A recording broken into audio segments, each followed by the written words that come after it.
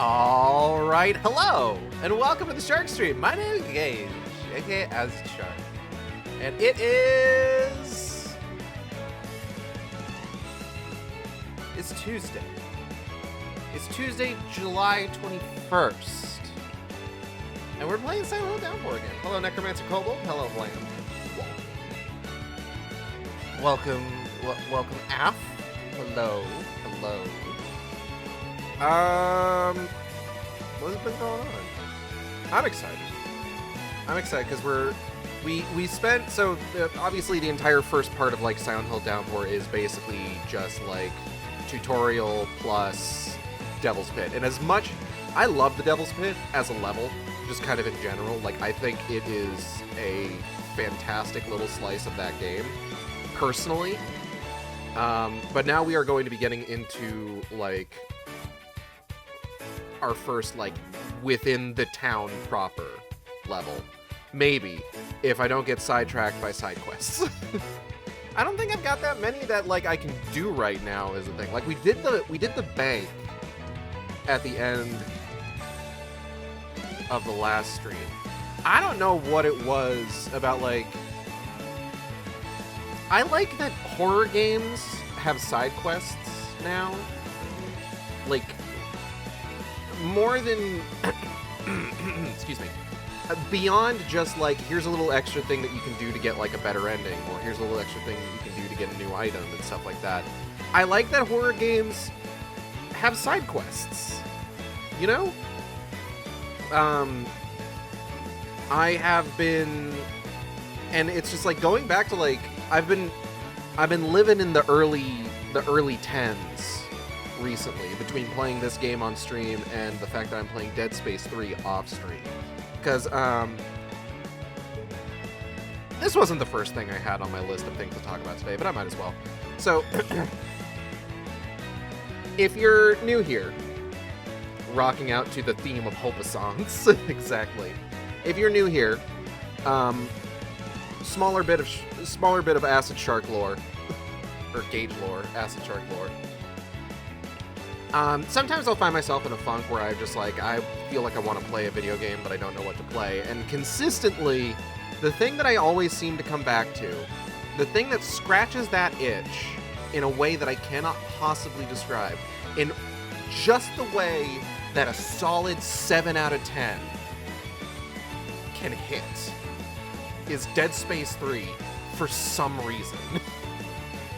Dead Space 3 somehow became my comfort game. And I'm not playing it on, like, co-op or anything. I am playing it single player.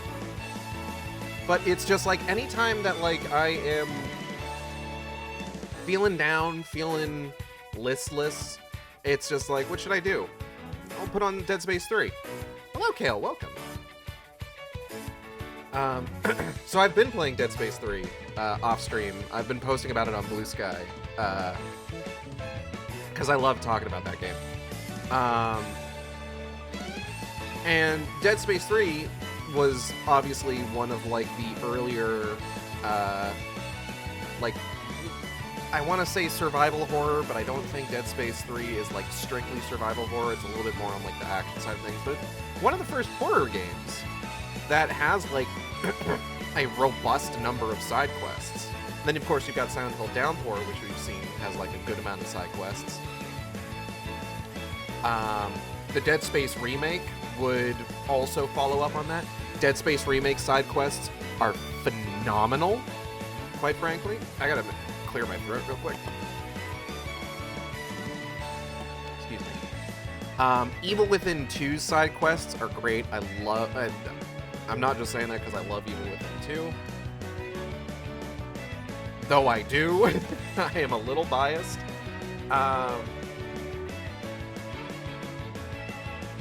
But yeah, I don't know. I think the side quest stuff in horror games is fun. And I especially like the way that Downpour does it.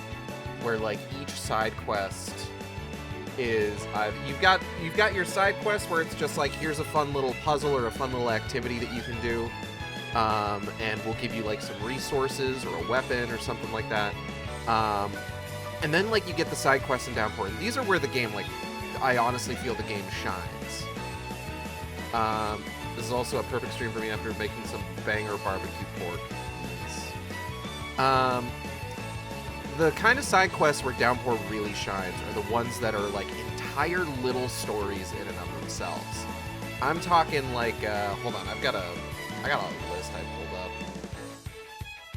1 second.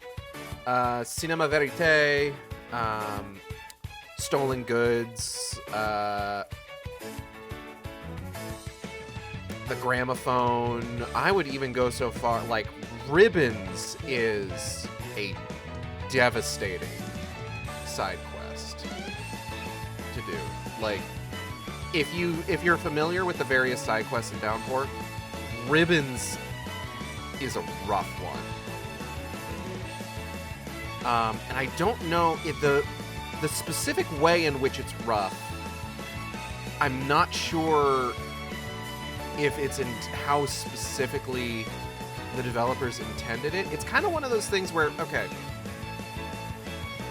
I've talked about this, I think on Blue Sky before, about how it's just like, you know, sometimes in like a game, you kind of like come across a character that you feel bad for them. Like, they are ultimately kind of a tragic character, but either through like the way that they're written, the way that they're treated by other characters in the game, or like through supplementary material, like behind the scenes stuff, you kind of get the sense that perhaps the developers did not intend for you to sympathize with this character, and you were in fact intended to dislike them, which is always weird to come across a character like that. The quintessential version of this was the other girl, not the one that you play as, but the other girl, the one who's not Clementine, in Season 2 of Telltale's The Walking Dead. The character that's very clearly, like, is dealing with some sort of anxiety thing, freezes up whenever she's stressed out, like, you know, is responding like a traumatized child to a zombie fucking apocalypse. And you get like you get these aged like fucking milk clips of the developers talking about how excited they are to kill off this character because of how annoying she is. And it's just like, what are you talking about? First and foremost. Other examples of this I can think of, Alice Wade in Fear, I think, is a good example of this, where it's just like, you kind of like look at like the greater story of Fear, First Encounter, Assault Recon, and it sucks to be Alice, quite frankly. But like you're playing the game and it's just like, oh, your guy in the chair is talking about just like, oh, stubborn little bitch, isn't she? And it's just like, bro, what are you talking about? She has been thrust into a situation she does not understand and is being punished for reasons she can't possibly comprehend. What are you talking about? Or Leslie from The Evil Within 1. Where it's just like, I feel awful for Leslie in Evil Within 1. But then, like, you go and you read, like, the art book for Evil Within 1, and they're talking about how much it's like, oh, we hated Leslie. Leslie sucks so much. And it's just like, what? The mental patient that's been experimented on?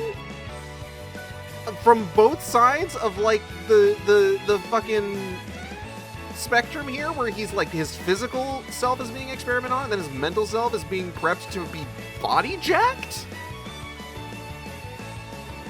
Okay, Jaden, weird how all your examples are directed towards female characters. 3 of them. Well, no, of the 3 that I've gone over, there's 2 that are female characters. The other Leslie from Evil Within is a guy. Yeah, I noticed that too. How dare they act reasonably to the situation? It's so strange. And there's a similar side quest to that in Silent Hill Downpour. We're probably not going to do it because it's a bit of a complicated one. But I'll probably go over the details of it Yeah, when we get in there. But you know what game has characters that it doesn't seem to want you to hate, and characters that it very clearly wants you to hate, is Dead Space 3, which I always enjoy my time with.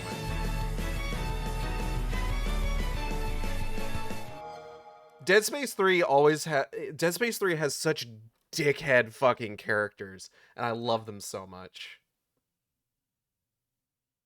Whoops. What are we whoopsing about? Oh shit, wait, I'm using the wrong account here. Hold on. 1 second. I gotta wait for it to download my save games from my main account.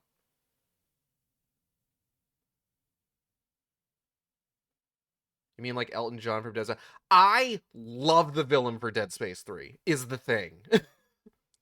Evil Elton John is probably my favorite villain from that whole series.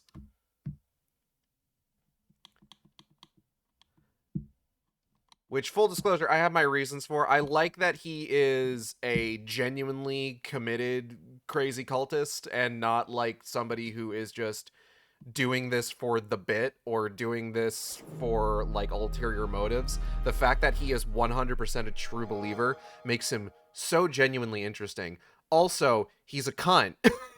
And I love the end where he's just like, Isaac, did you know? It's just like, I don't fucking care, man. Coffin sucks during the game, and the twist is he's talking to Cheryl, not Harry. And suddenly he retroactively sucks more. No, absolutely. He's such a bad therapist.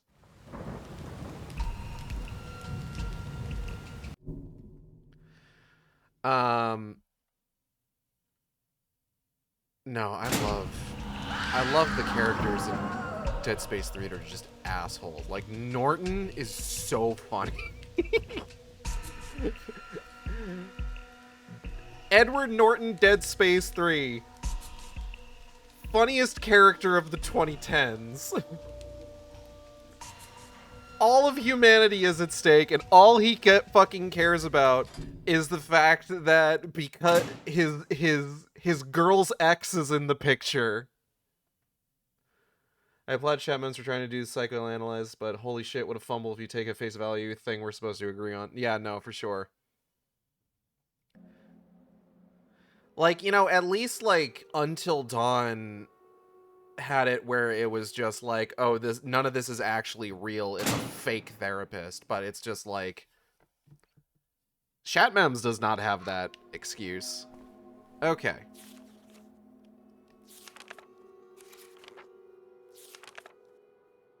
So we got to get to the Centennial Building because we're trying to investigate all of the radio... What's going on with that radio dedications we've been getting?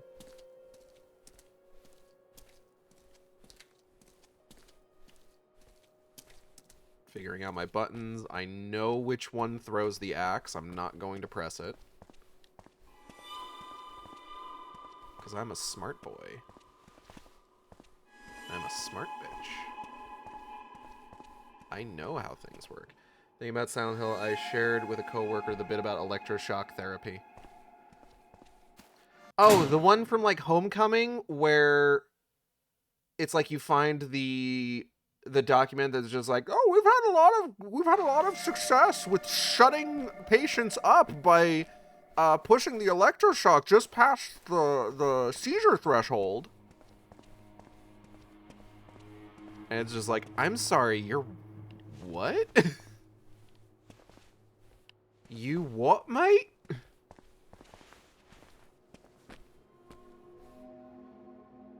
Oh, I think this is the... Hold on.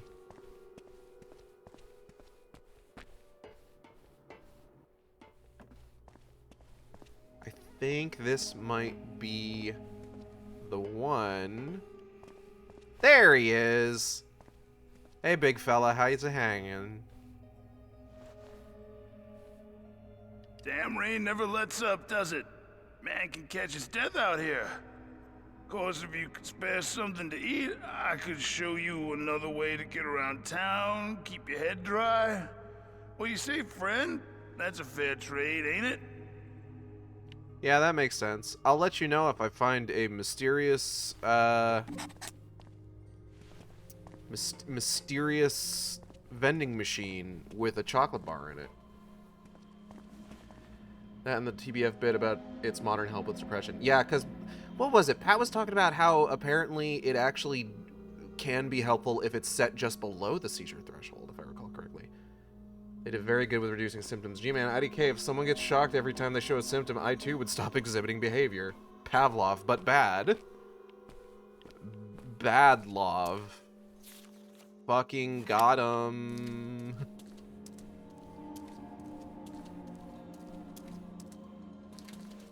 Will you accept mysterious vending machines with fake soda brands? God. I wish this game had some of that. I don't think it does, though.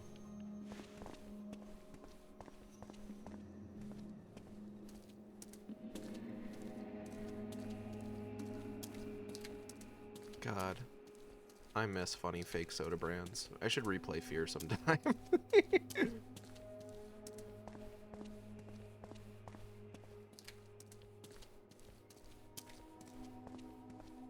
How many times have I played Fear on stream? It's got to be at least twice. Maybe 3 times.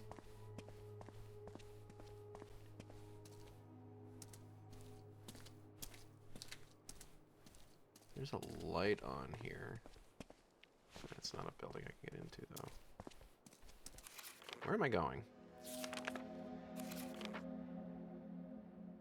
I think I'm going in the wrong direction, straight up.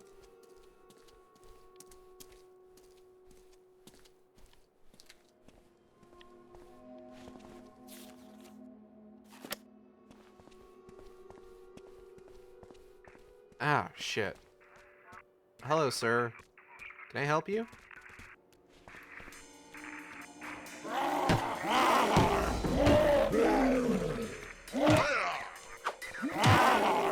What? He hit me with his mind. Incredible.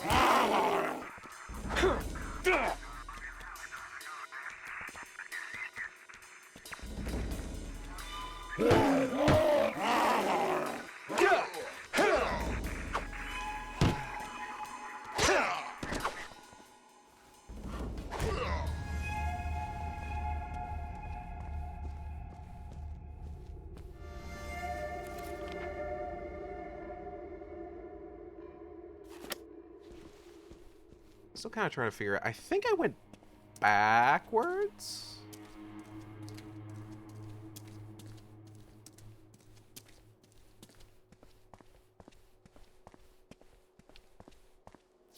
Isn't the bank around here? The bank is around here. I did go backwards.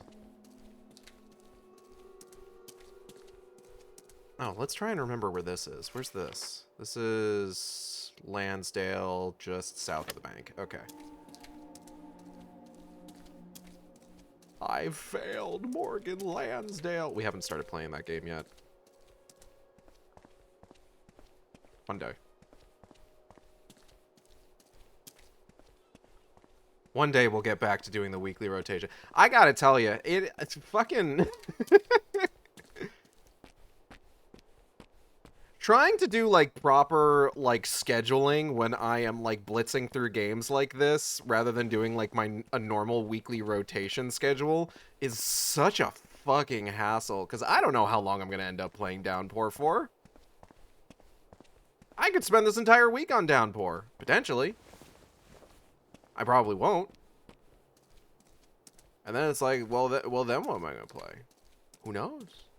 It could be anything. It could be nothing. Probably not nothing. What's over here?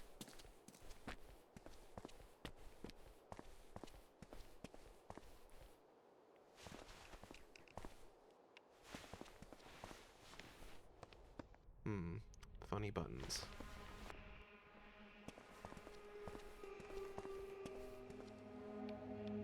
Yeah, I'll probably swap this out, yeah.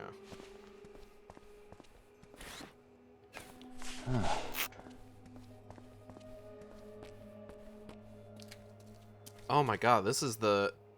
I think this is the hole in the ground that best friends chucked the fucking fire axe into. I'm in trouble.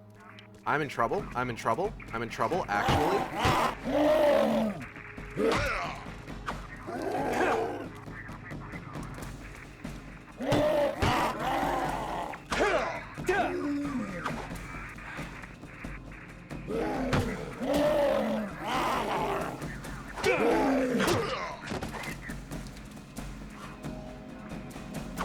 He's stuck on the pickaxe. Hold on. Ladies and gentlemen, we got him. World famous Silent Hill enemy, just a dude. No, he's got the fucking Suicide Squad Joker tattoos. Check out his fucking forehead. It says damaged. Because he's the Joker. That movie sucks. Sorry. Okay, we are looking. That's Kite. I found a Silent Hill artifact? Okay. It does look like the kite I made for Charlie, but that's impossible. Oh, here we go. I can show off a fun Easter egg. I just gotta get back to that. Where was that? Lansdale, south of the bank. This one is actually really neat. As Jared Leto kept getting work.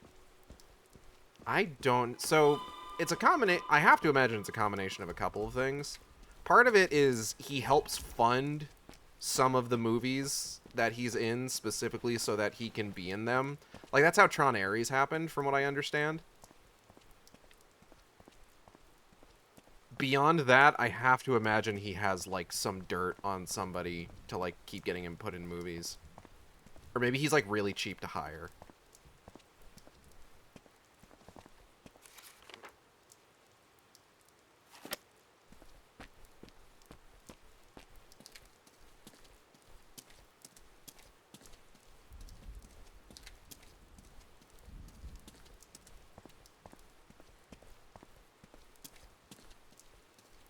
So this is a fun little Easter egg. Check this out. Apparently it was unfortunately good in He-Man. Broken clock, right twice a day. Last time that particular broken clock was right was probably like Blade Runner 2049.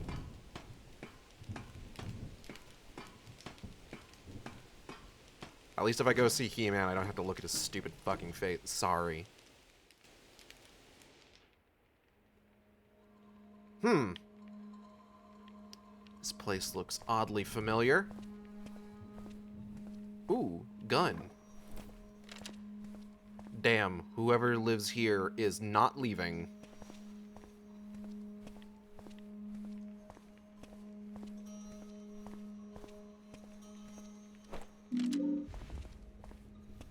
I hope he's got some kind of fucked up wet hole in the wall that he could leave through to visit many discrete worlds. Hello, the room. That's a fun Easter egg. It is. I am always curious, because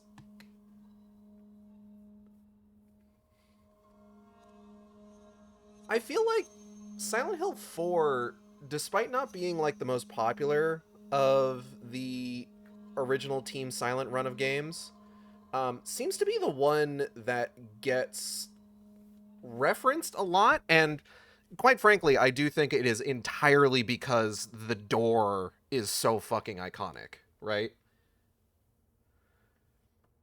Is our landlord breathing on our door again? What, James Sunderland's dad? Wait, no, he's the superintendent. He's not a very good superintendent.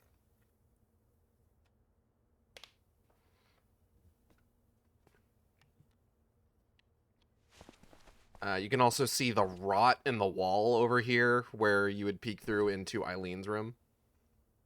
Also, its nemesis enemy is really good. Oh yeah, Walter Sullivan is fantastic. I do enjoy Walter Sullivan as a character. How many umbilical cords are there? That's a good question. I don't know. We can't open the fridge to see if there's any chalky milk because we're epic in there either. He's a superintendent in the sense that he keeps wondering why we don't pay rent and he likes to monologue in front of our door about it. True. I remember, like, so the last time I did, like, a big replay of the Silent Hill games, which I actually, I just did a big thread on Blue Sky, comparing all of the, like, various Silent Hill thumbnails I've had for playthroughs over the years, because I have gotten to the point where for, like, the first 8 mainline games, I've now replayed each of them at least twice. Aside from that, I remember the last time that I did any sort of like Silent Hill replays was back in 2024, all in prep for Silent Hill 2 Remake's release.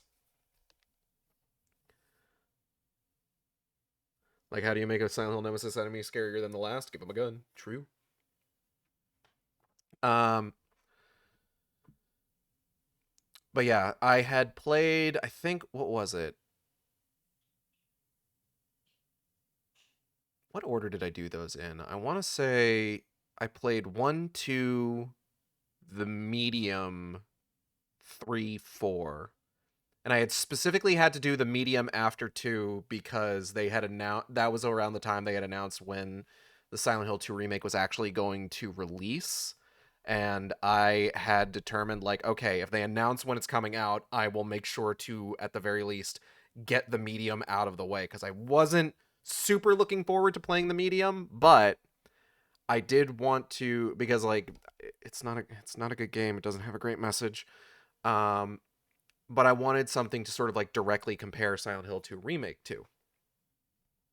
And then SH2 Remake came out. It was fantastic. Chronos the New Dawn came out. That was really good. Still a big fan of Chronos the New Dawn. Looking forward to the DLC for that. But it was really funny because it was just like we had played through Silent Hill 4 The Room for the second time on stream. And I remember bringing up James's dad, who's the superintendent, being a really, really weird guy. Like, yeah, I'm just going to go ahead and, like, bring up that the umbilical cord that I just kind of found on the floor has been smelling really bad lately, completely unprompted, to this woman who lives in this building. Good job, man. Not a totally normal... I'll take totally normal things to say for 1,000, Alex.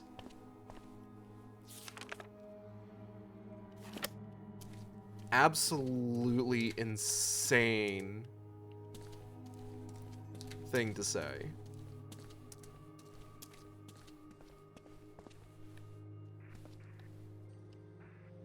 Ariadne Johnson. Yeah, I'm in trouble. Hold on. Fuck.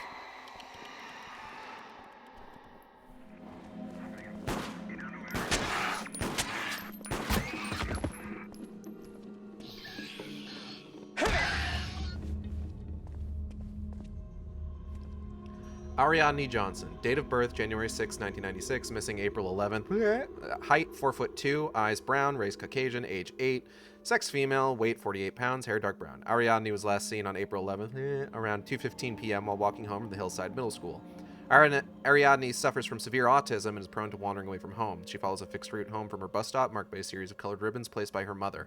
Ariadne has a strong aversion to the color blue and has been known to alter her route to avoid the color. Anyone having information should contact the Silent Hill Police Department's missing person hotline. Ironically, I think Walter works really well because he is, in fact, just a guy. He's just a guy. He's just a funny little man. What the fuck am I saying? Do I have any additional... I do not have any additional pistol ammo. Okay, good to know.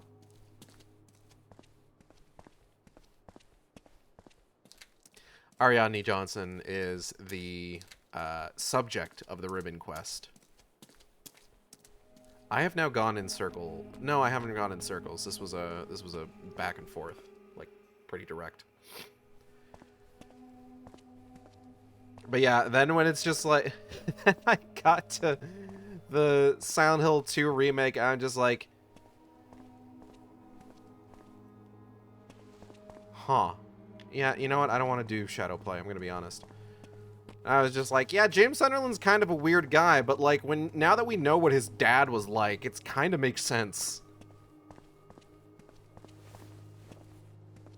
Every man in the Sunderland family is a fucking freak, apparently.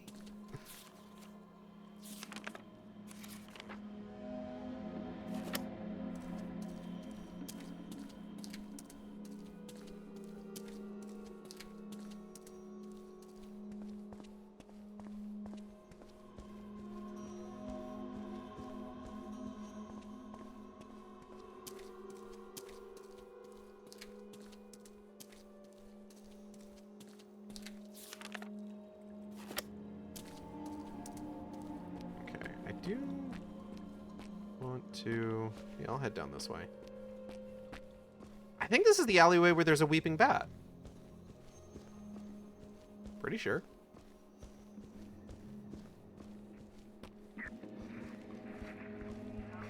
Oh, yep, there you are. What?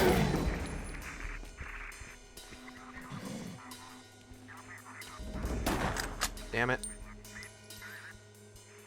Come on, man. Hello, AK4. Welcome.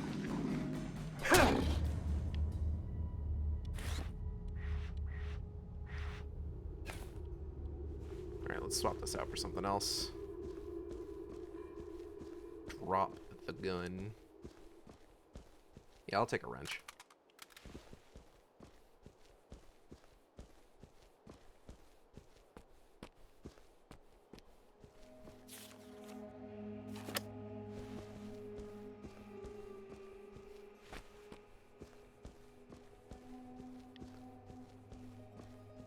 I'm trying to remember. Oh, hold up. Yo, Silent Hill, DJ Rick's here on WLMN FM, and I need help. Watch him. Man, they're listening. Got a lot of time, please. Someone help me. That's a weird way to introduce a song. Hello? Anybody home? Ominous. Hello. Fender's Fine Art and Appraisals. October 3rd. Dear Mr. Rice, the Delilah painting in your collection needs to be in a public gallery, not the private home of an eccentric recluse who selfishly hoards such treasures for his sole enjoyment. I've tried repeatedly to get you to accept my generous offers to purchase the painting, but once again you rebuff me, leaving me no choice but to take drastic measures. It would be extremely unfortunate if certain details regarding your son's suicide were made public. Give me the painting and I'll assure you that these allegations will never see the light of day. Refuse me and face the consequences. Sincerely, Melissa Matlin. Jesus Christ.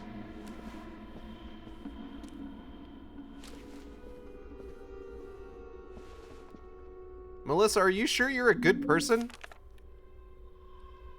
Vendor's Fine Art and Appraisals. How large is the map? 3x3 grid? Maybe I don't need the entire map to find the treasure. Who has the missing paintings? Cross-check with Art Collector Quarterly. Who's buying New England 19th century oils? Mr. Rice won't return calls. Miss Bryant, Mr. Barker refuses to sell. What do these symbols mean? Native American. Maybe Algonquin? Call Pat at SH Historical Society. Maybe he knows? Ravens, death, burial site? These look like different locations. Interesting. Oh.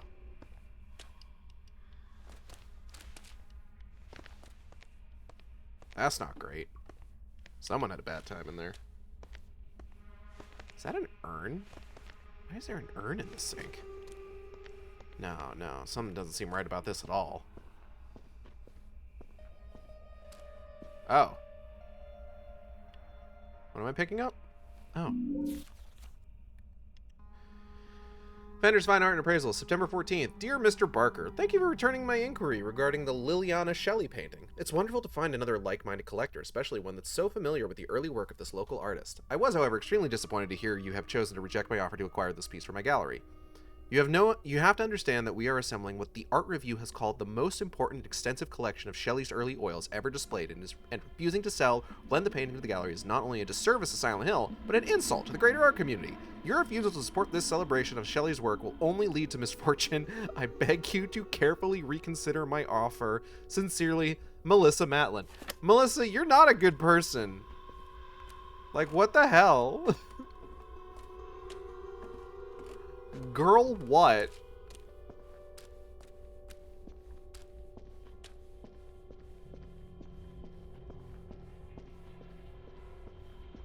Holy shit.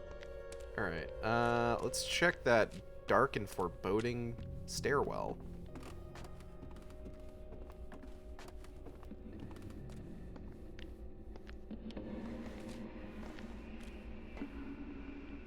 Okay. Ominous, ominous, loving it. Hello.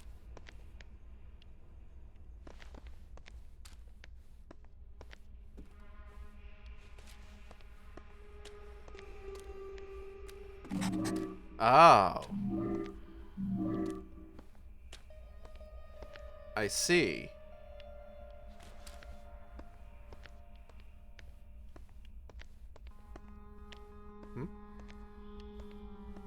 Well, I just got a prompt. Oh, open inventory.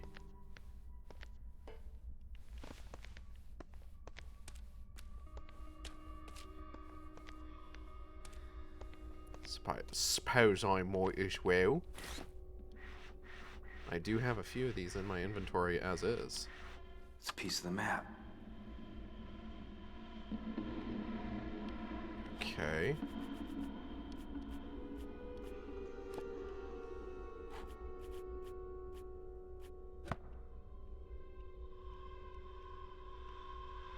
Okay, so the one in the top left is just kind of like, that's just there. Another map piece.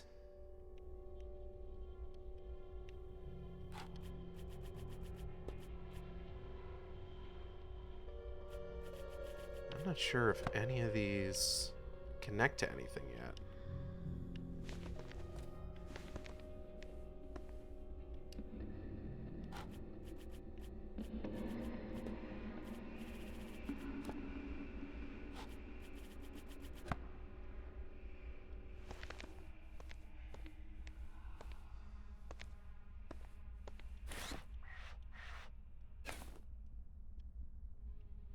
Y'all, I got other map pieces. I can just, like, use them if you want.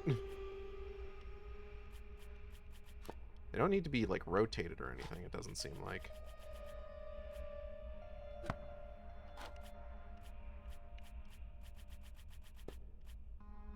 Nope.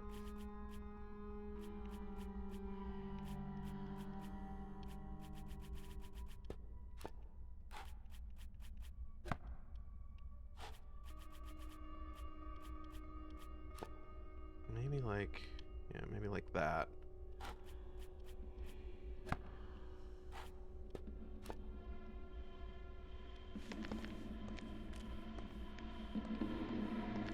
It's not giving me the open inventory prompt again, which is a little odd. It's just use. Oh well. Ooh, 115 streak. 115 stream streak. Very nice, Ake. Good job.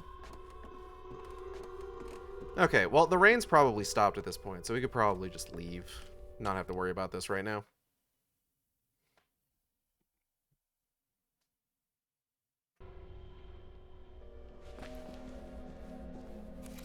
Alright, let me see here.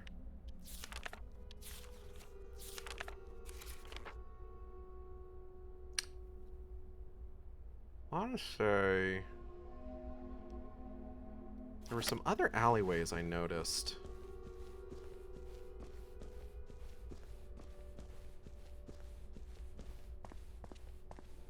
That I had kind of wanted to check out a little bit. Just before we continue any further. There's also a question mark up there? That might... I'm wondering if that's where I found that shadow play piece. There's one where you have to, like, find these pieces that get plugged into, like, these stands that you can find somewhere.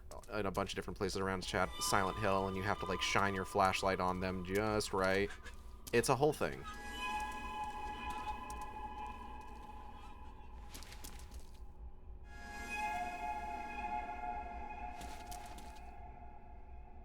Did we just hear something?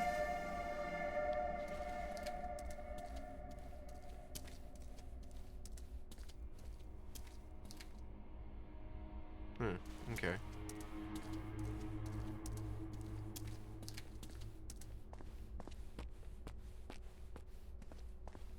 Weird. Hello, wife. Welcome. Yeah, there is indication. Huh? What? Oh. Yellow, that means left. Oh. This is the ribbons quest. Is that what that's for? No.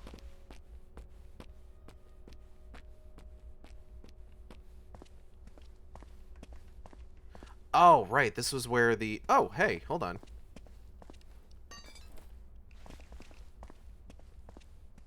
This is where this keypad was. Wonder what instruments are used for the ambiance.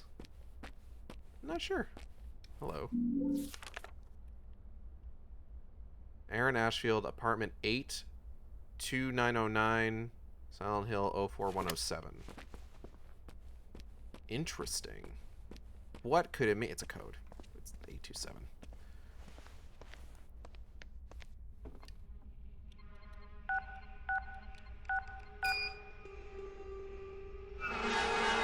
Fuck yeah, let's go. Let's fucking go, perhaps. Good shit, good shit. A painting? This looks like one of those weird paintings. Another painting? No, not another painting. Just the one painting? Nothing else in here? Just the painting? Okay. Need some WD-40 on those doors.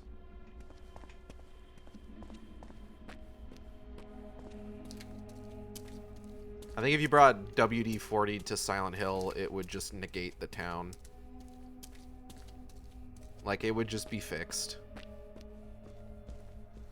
You just spray some in the air and it just becomes a normal town again. Okay.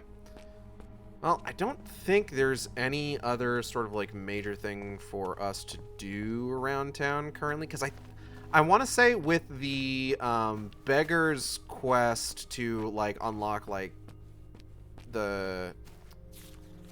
all the what's the word I'm looking for?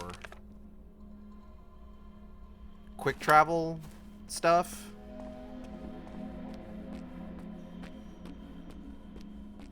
Fast travel, that's what it is. I want to say the way that it usually works is that you always find like... Who says morning rush hour has to be a drag? Not Marcy in the mornings. Our AM morning ride hostess with the mostest. She's up crazy early to kickstart your day, wiping away those brake light blues and turning gridlock into a non-stop rockin' party. That's Marcy in the mornings, only here on WLMN-FM. I wonder if there's actually a Marcy in the mornings, or that's just like something he's told to say.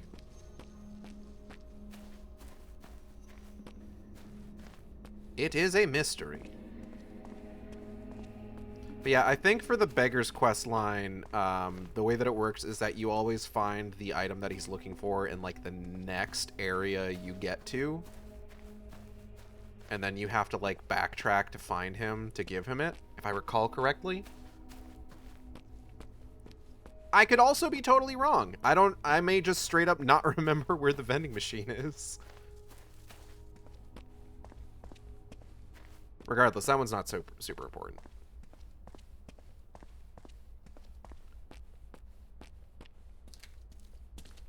But we are right here. I can't really like get a good look up at it, but we are in front of the Centennial Building, which has a big old clock face on it. Not that you can tell, because it's way up there. Hello?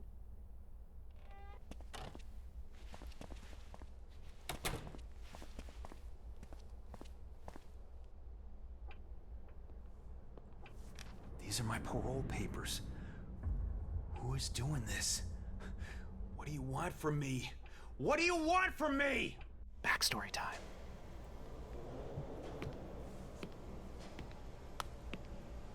Hey, Murphy! I got Hi. your paperwork here. Take a look. Yeah, hi, I'm Murphy. Hey, Murphy, remember, this is a limited time offer, my friend. I'll let you know. What's up, Officer Coleridge? What was that about? Nothing. Hey, don't bullshit a bullshitter. Sewell's bad news, Murph. He doesn't do anyone favors. What are you in for with him? It's nothing. Don't worry about it. For your sake? I hope so. I don't want to get your hopes up, kid, but the parole board's looking pretty closely at your case. Don't screw this up now. Not after all I've done to get you out of here. Don't worry, Officer Coleridge. I got it all under control. Just some unfinished business to take care of.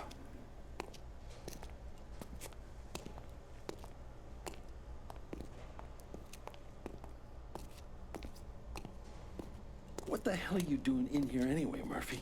You're not like these guys. Told you, sir. Car theft, resisting and evading, and... Yeah, you stole a police cruiser and led him on a 10-hour chase down the eastern seaboard. What makes a guy with no priors and a clean psych do something that stupid? I think you at least owe me the truth. Maybe I just needed to escape from the world for a while. Yeah, well, you just steer clear of Sewell and do your homework, right? You got it, Chief.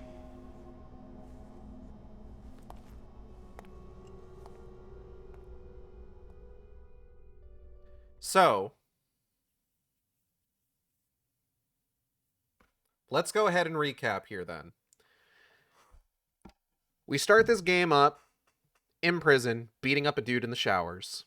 And then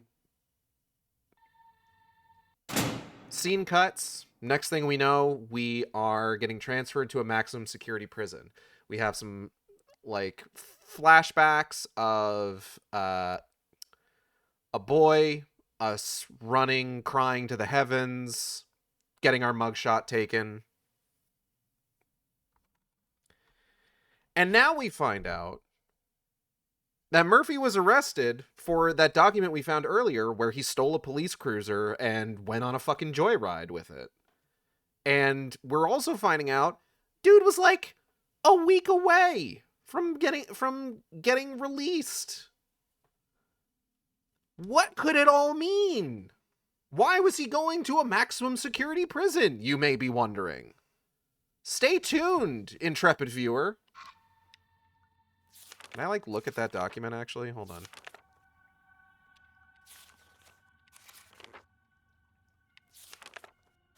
Doesn't seem like it. Oh, here we go. From parole committee to Glenn Milton, subject prisoner Pendleton Murphy, 273A, parole status. I'm not going to read it like that. This letter is to inform you that parole has been approved for prisoner Murphy Pendleton 273A effective June 26. Mr. Pendleton has met all qualifications for early release and by all accounts is a model prisoner. We feel he is prepared to make a successful transition from prisoner to citizen. Further, due to the nonviolent nature of his conviction, it's our opinion that he poses no physical threat/danger to the general public. Please feel free to contact our office should you have any questions and or concerns. Respectfully, Judith Zaragoza, parole committee chairperson. So Murphy was doing fine. Everyone's just like, yo, Murphy Pendleton, he's a cool guy. Don't know why he's here. Kind of weird that he did the thing that he did. What's he doing here? Who knows? Let's let him leave. Let him go. Let my mans go. And the entire parole board was just like, yeah, that makes sense. Fuck. $10 per hour. 10 hours for $40. What the fuck? God, at that rate, you might as well just pay for the 10 hours.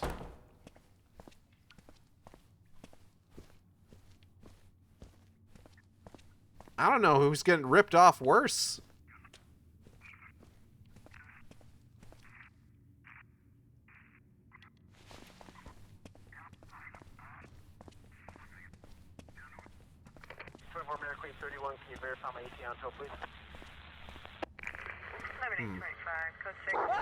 Oh, whuppies. Some kind of a whuppy dog.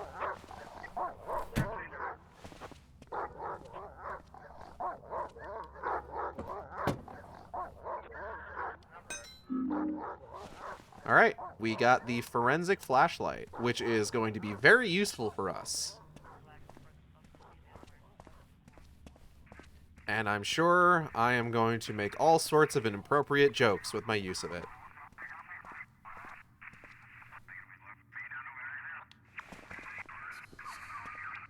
What? Looks like a doghouse, but there's no sign of a dog here. Oh no, the poor pupper.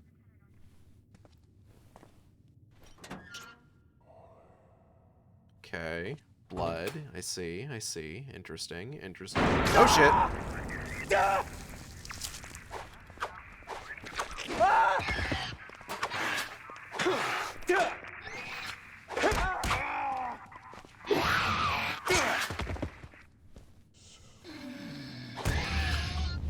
Anyway. Anything good in here?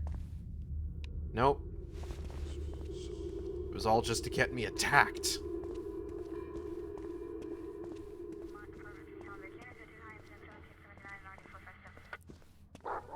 Whuppy Dob. Is that the first normal non-UFO dog in Silent Hill? Yeah, it's just a normal-ass dog. What's this normal-ass dog doing here? Get out of here, Whuppy. This place is for fucked up dogs only.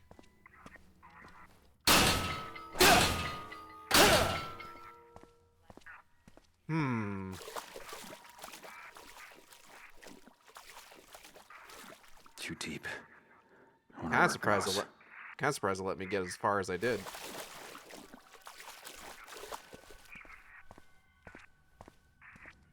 An observation just came to mind. Okay.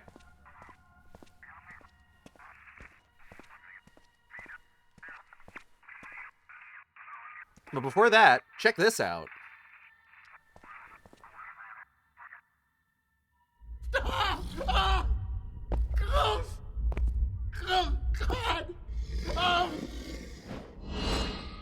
What could it mean? Must have been the wind.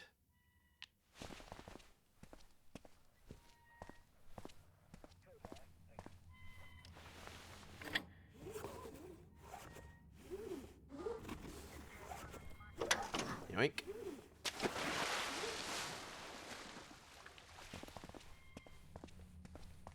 Alright, let's give this water the suck. Let's see if this works.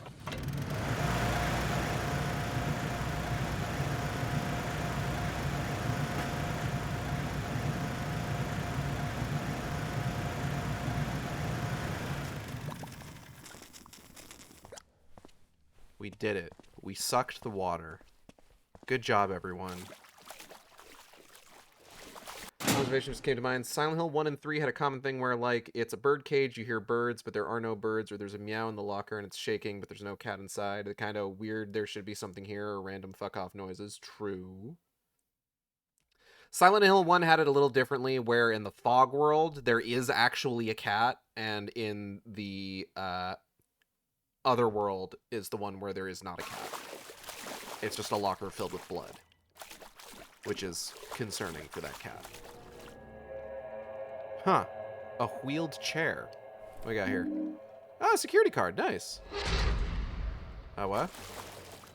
Uh-oh.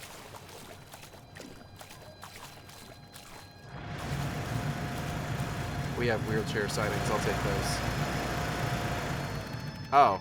What?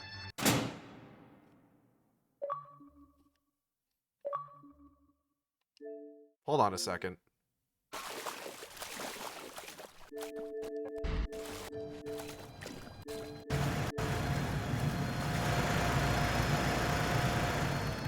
Oh!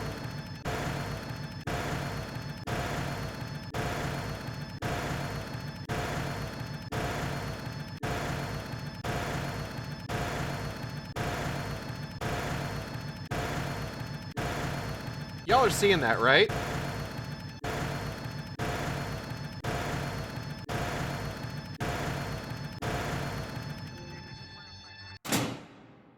Anyways.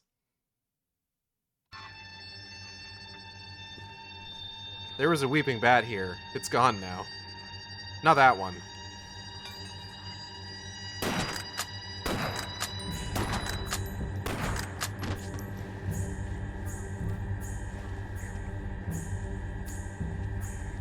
Anyways, that dog's dead. Sorry, doggy. Rip and Pete dog. Ow, shit.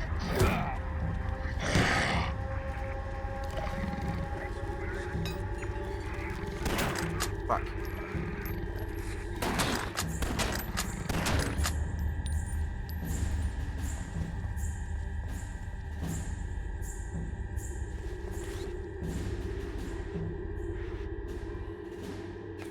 Three shots left.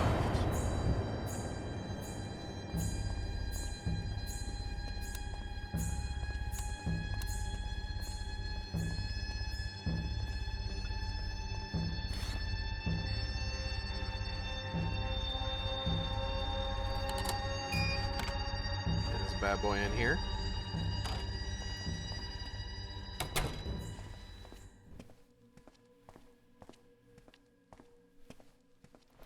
This is DJ Ricks playing the tunes you want to hear, year after year after year.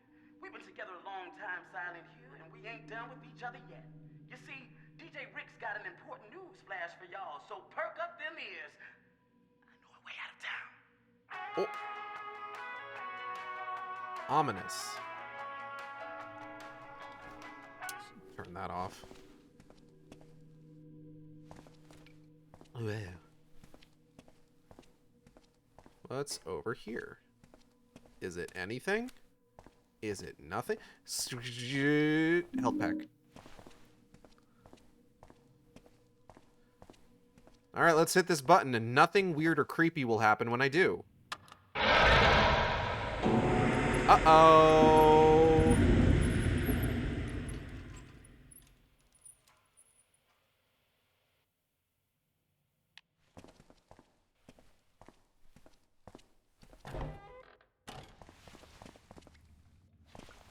Go ahead and close that.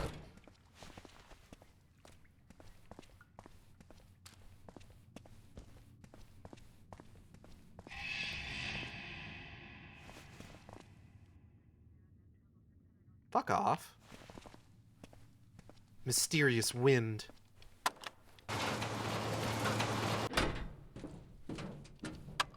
I would like to get out of the fucking parking garage, please.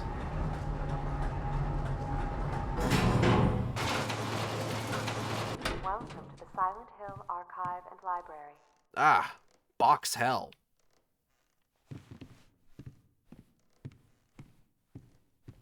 I watched Thor: Love and Thunder the other day. Or rather, over the last couple days, I should say. Didn't really like it. I'm gonna be entirely honest. Did not... Fuck off.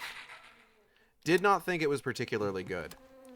Which is unfortunate, because there were a couple times in it where I was just like, oh, there's moments in this movie that I really like.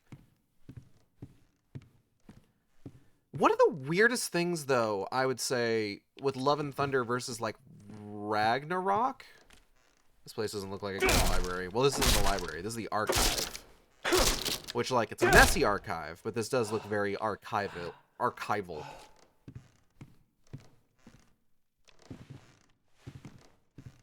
This is like if that fucking place where they stored the Ark of the Covenant was, like...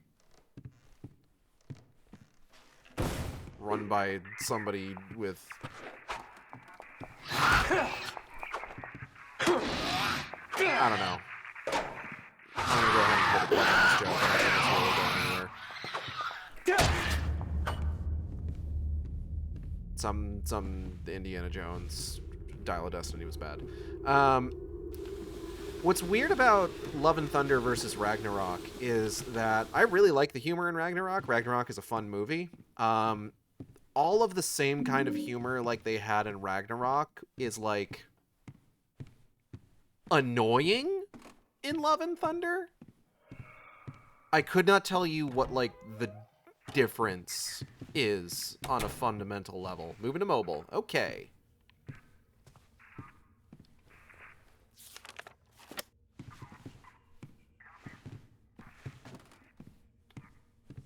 Arbiter molding in the corner. Huh?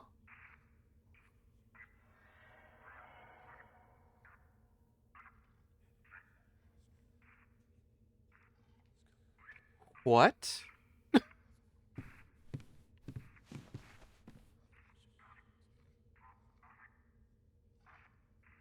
Oh, okay.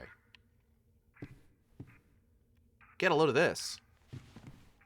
Covenant. No, I got it. I got it. I got there eventually. I had moved on from that, so I was like, what are you talking about?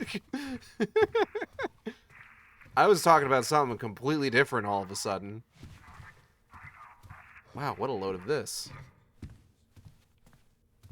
You think that's something? Get a load of this. Welcome to Shepherd's Glen. It's still canon, baby. Ain't nothing done anything about that yet.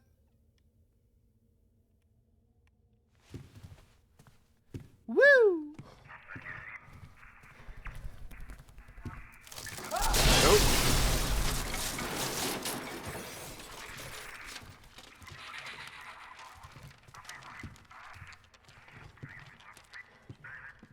Like Thor Ragnarok, right? Thor Ragnarok had this like whole thing going for it where it was just like talking about like the cycles of like imperialism, etc., so on and so forth, rewriting history, being written by the winners, etc., so on. And like it was neat. It was a good little bit of like kind of like real world social commentary. And you almost get that in Love and Thunder. It's so close. It's so close. There's like 30 seconds where they're showing off like New Asgard because like, okay, so if you're not, okay. So Asgard blows up in Thor Ragnarok, right? And all the Asgardians flee on a ship and then they get attacked by Thanos and Thanos does his Thanos thing. And then like all the remaining Asgardians need to take refuge on Earth, and they take refuge on Earth. I want to say like in Norway, and they have this place called New Asgard, and they're all living there. But like they're refugees, right? They're refugees. Their home was destroyed. They had to flee like a murderous despot. Two of them really, if you count Hela as one as well. And there's a 30-second chunk.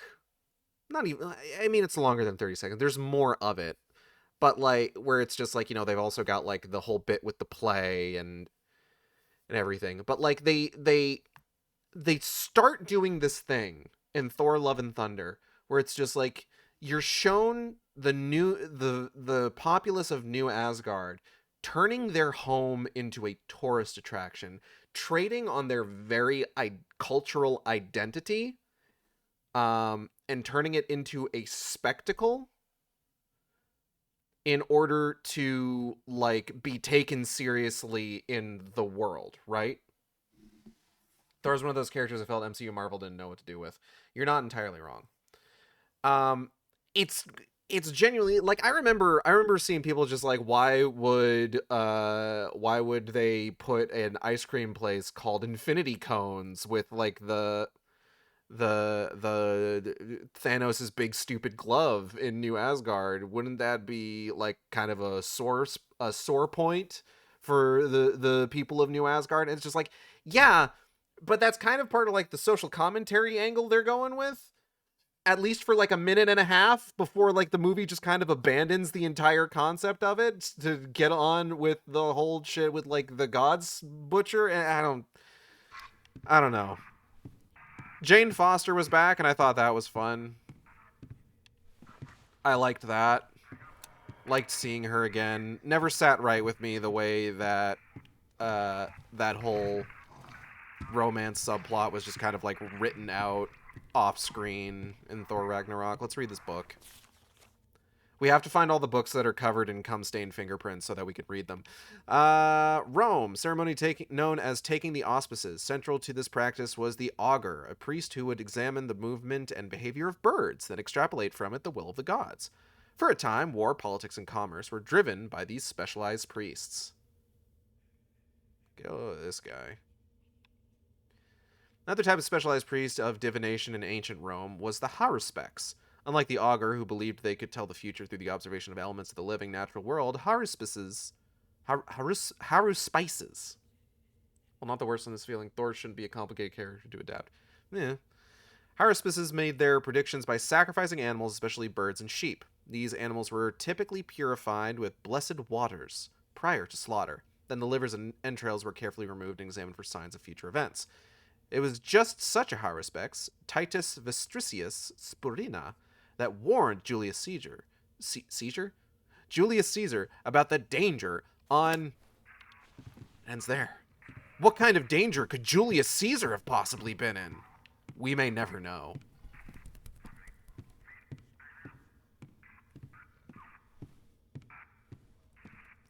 It is a mystery. But yeah, it never sat right with me, like, how they just kind of, like, wrote Jane Foster out of the story off screen. Felt like that sucked. So it was genuinely nice. Ooh. Someone's having fun over here. It was genuinely nice to have her back. Hello? Oh.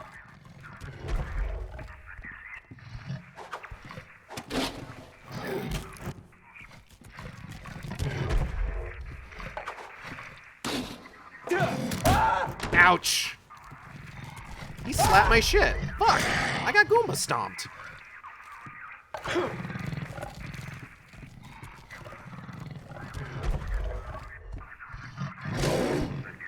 Not a big fan of getting my shit slapped and then getting Goomba stomped, I'm gonna be honest. It's not my favorite. Fuck. Fuck! This is getting comical.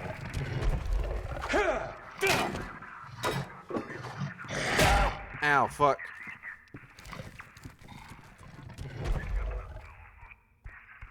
Oh.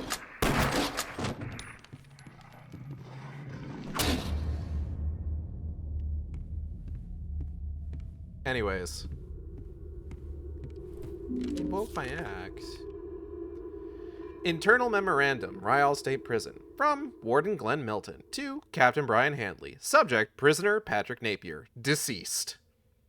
Concerning the recent unsolved murder of the subject named prisoner in our facilities, a full and complete review of all isolation and segregation procedures will be undertaken by you and your staff, with findings turned into my office no later than the close of business, 21st of November. Included in your report will be full investigation results regarding Napier's murder, including those responsible for overseeing the victim's activities during the time of the incident, specifically how another prisoner was allowed to access the segregation area. Please note your guard staff is not exempted from suspicion and should be treated thusly. This investigation should be considered your highest priority. I am determined that we will restore Ryall's reputation as a top-notch prison facility. Consider this your first and last warning. Warden Glenn Milton. How did they get this?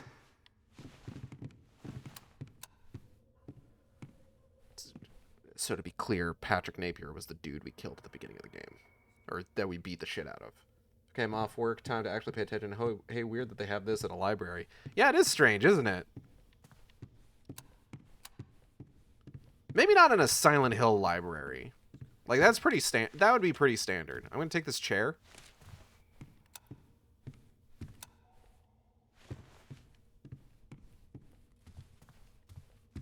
Who's got gross-ass fingerprints on their books? More interesting readings of Franz Kafka's The Metamorphosis have emerged in contemporary criticism. For example, scholar Paul Schiebel writes, while it's possible Gregor's transformation was a matter of bad luck, more likely is that his insect malady was self-inflicted as a way to escape from society. Schiebel's argument focuses most acutely on the latter half of the work, during the time when Gregor adopts the fears and behaviors of an insect. One need only look at Gregor's room, a fortress built of discarded objects, to see a prison of his own making. But don't mistake it as a storage for unwanted objects. Gregor, in fact, wanted to be unwanted, so he created a world barricaded behind unwanted things. The work chronicles his desire-driven descent from human being to exoskeletal prisoner that led slowly but inevitably toward death. She will Paul the Metamorphosis, man's final act of free will. Another important work from Kafka that still remains pertinent today, especially whenever the merits of capital punishment are discussed, is his 1919 short story In der Strafkolonie, in the penal colony. This deeply disturbing story tells of the last use of a horrific execution device that slowly kills the victim over a period of 12 hours, during which his crimes are literally carved into his flesh. The prison in which this ingeniously gruesome device is utilized has decided to retire the machine, but the executioner that operates it seems to have an abnormal love for the elegant violence it inflicts, describing the spiritual ecstasy which grips some victims during the last hours of their life. In a truly Kafkaesque twist, the executioner decides to swap places with the condemned prisoner during the machine's final use, hoping to achieve the same transcendence through violence that he's inflicted on so many before. But because the machine has fallen into... we may never know how that ended. Looks like somebody has specific taste in entertainment. Oh, because this looks like a sex doll. Got it.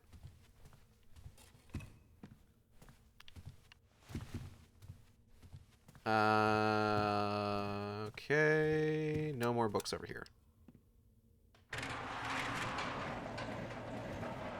Is it weird to have a sex doll in a library? Answer in the comments.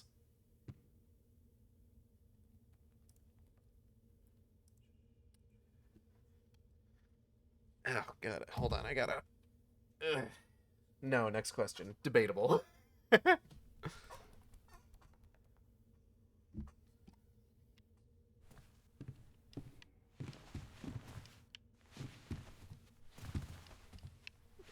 Hold on.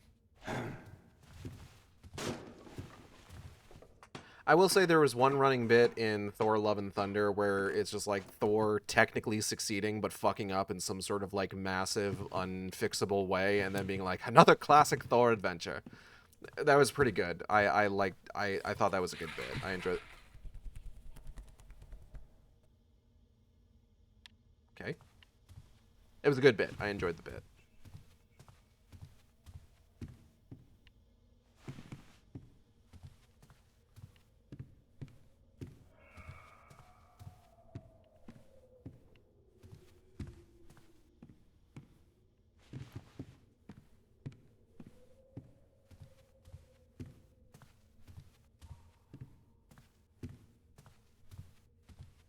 Ew.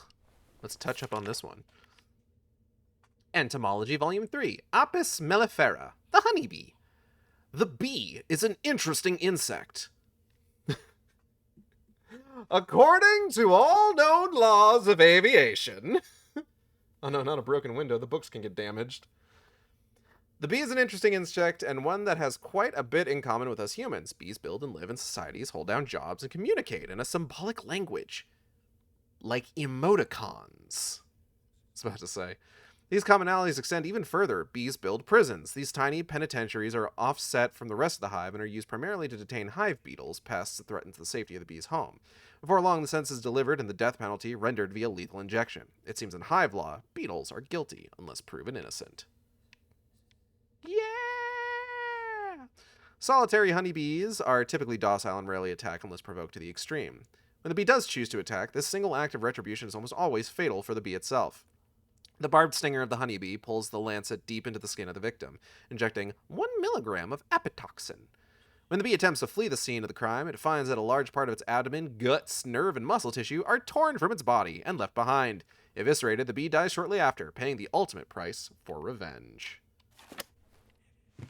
Surely that won't be thematically relevant.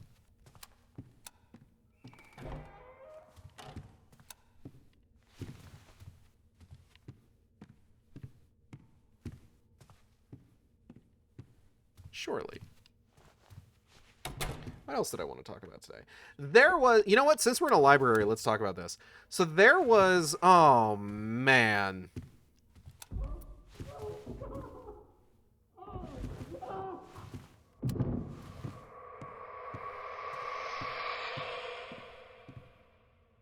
It's probably nothing.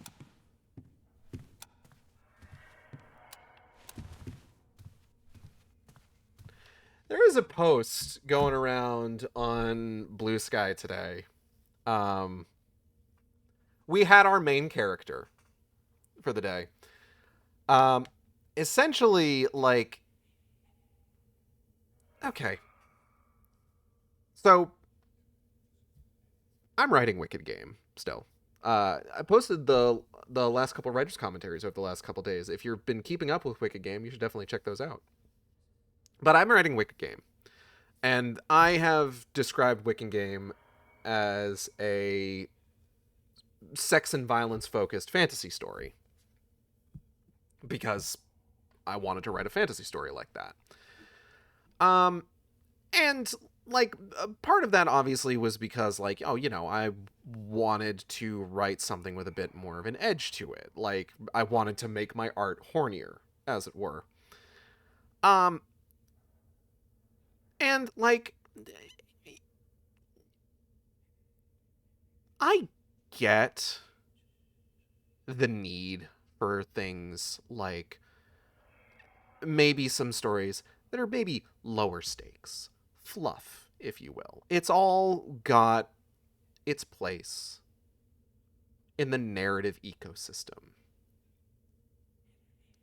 Let me go ahead and read to you real quick this post that's been going around on Blue Sky. Because Jesus fucking Christ. Like, look, I don't have a problem with lower stakes stories. They're not really my cup of tea. I do like, you know, adventure. I like stakes. I like danger, etc., etc. But oh my god. So I'm not gonna. I don't want to bother going over like the account that posted it or anything like that, because it's just like they have been getting nothing but backlash. I have not once seen this post come across my fucking skyline today, not paired with somebody dunking on just how fucking terrible of a look this is. Let me read you the post real quick. We all love a good romantasy, but even the staunchest fans among us, and our patrons, long for modern sensibilities in our fey castles. For those yearning for green flags like explicit consent, mature grounded characters, and equal power dynamics, look no further than our latest list. And again, low stakes does not necessarily mean bad. Right? There's a market for it. There's people out there that want it.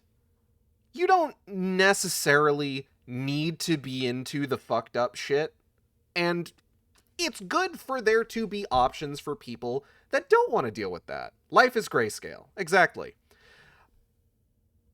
But referring to it as ethical romantasy is maybe not a great look. Like, what are you trying to say about the rest of it? Perhaps. let's interrogate what the use of the phrasing ethical romantasy says about what you think. Like, I'm sorry. Like, what are we doing here? What are we doing here? Like, are we it's such a weird. Did no one point out the inherent issue with attaching like a moral standing to like fictional stuff like this? Like, did nobody think to interrogate that?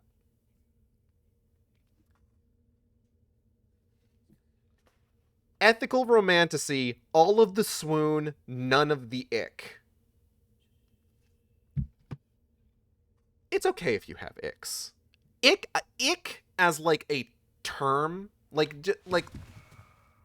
look, people have talked about this people have been talking about this for years, like trying to kind of figure out like what are some of the best ways that we can kind of like describe certain things, because just like, you know, not everything needs like a strict content warning. Not everything needs to be considered a trigger warning. Sometimes people just have things they don't want to read. That's fine. You can have stuff you don't want to read. I have plenty of stuff I would rather not see. Do you know how many times I've like found an artist on Twitter, usually a not safe for work artist, where it's just like I see one piece of theirs come across my timeline. I'm just like, oh, let me go ahead and take a look at this person's stuff. And like as I'm scrolling through their account, I see like 5 or 6 kinks on the regular that like not only am I not into, but I'm like personally not super jazzed about. Like that I'm just like, I would not enjoy seeing this on my timeline on a regular basis. Happens all the time. I don't base my fucking like moral judgment of that person on this though. So the combination of just like none of the ick with calling it ethical romantasy is so weird. It really is the ethical comment. That's such a huge it's a huge red flag for a post that seems to be like pushing the benefits of green flags in romantasy. It's so. What's that one quote from the opening of Folding Ideas, a lukewarm defense of 50 Shades of Grey? There's so many quotes, I could not tell you specifically which one you're referring to. I'm sorry. Maybe one of the ones about just like what is it?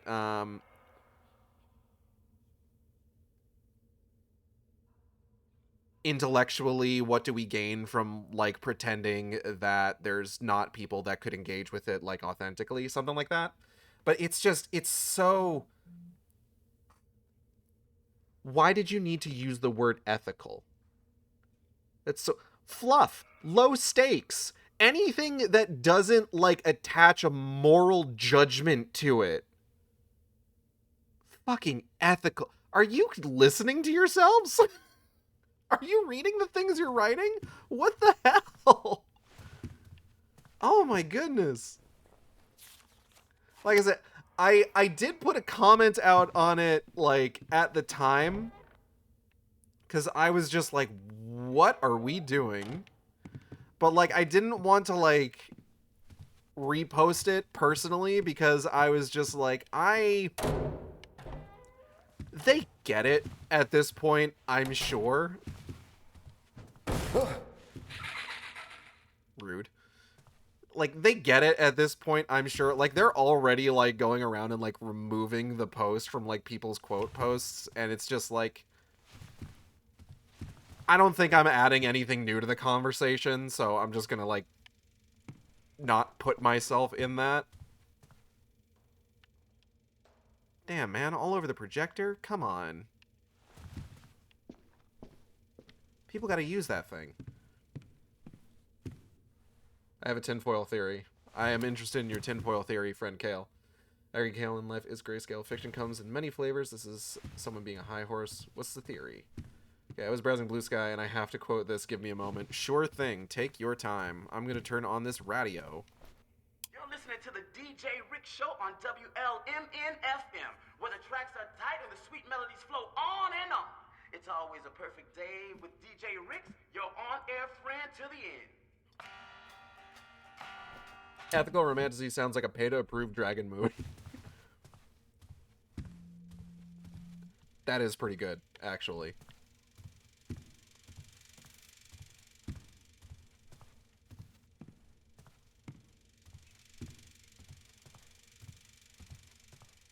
I wonder if there are any pay-to-approve dragon movies. Maybe one of the Dragonheart sequels. No, you know what it is? Probably fucking Aragon. I don't think I've finished that movie. I think I started it. Hello, Mannequin.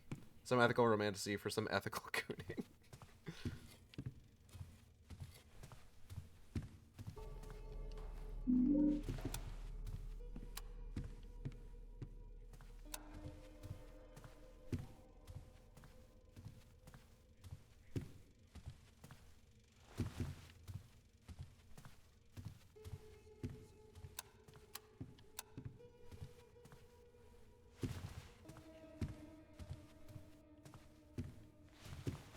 There's a point, like, okay.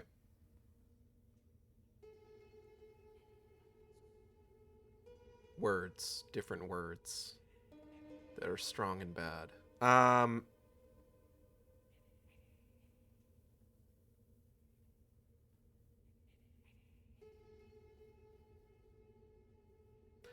I do appreciate a lot of times kind of the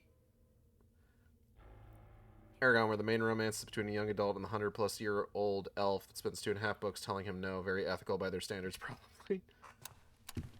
I'm gonna be so super fucking for real with you right now. I have never read Aragon in my life. I think I started watching the movie once and then never finished it. Conduct disorders also related to psychopathy and sociopathy, marked by a near total lack of empathy for other living things and a warped morality defined by their own needs and desires. Cool. Nice Mr. Neighbor. Nice Guy production, illustrated by Tom Stepanitz. That's ominous. Probably not thematically relevant. Oh yeah, I heard the movie was garbage. The books were okay.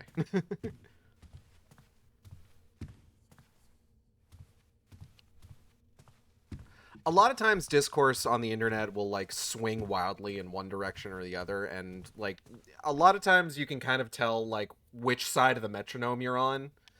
I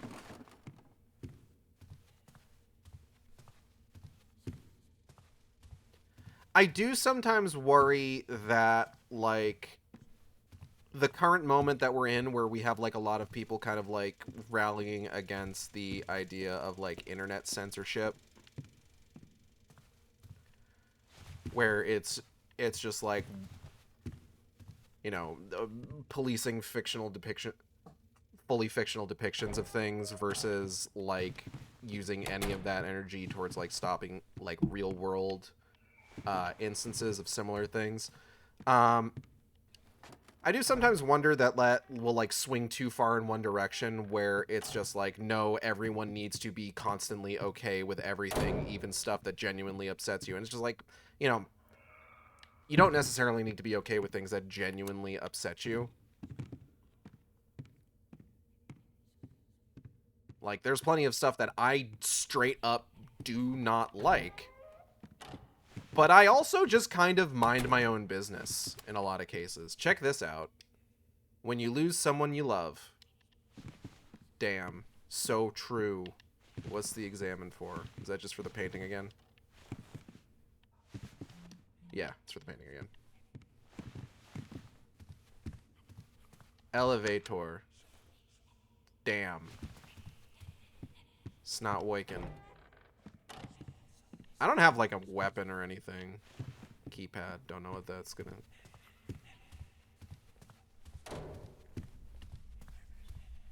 Oh, hey. More library sex dolls. Keep on keeping on, ladies. Providing an important public service.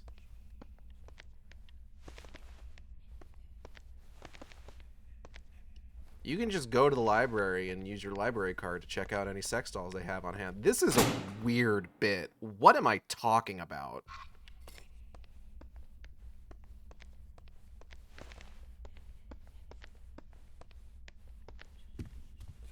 Dog, I gotta find something else to happen in this game.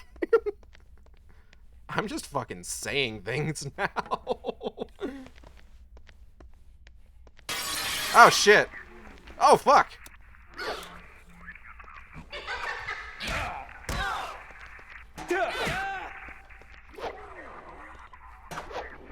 Hold on.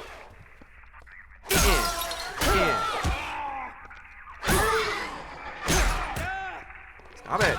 Stop it. Fuck.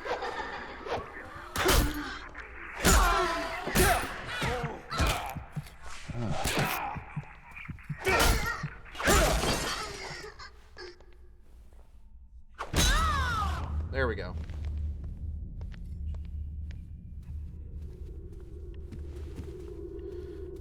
Oh, hey. Wheelchair tracks.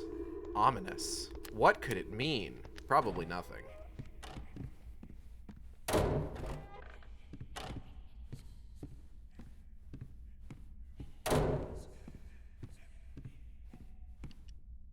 Dangerous beauty.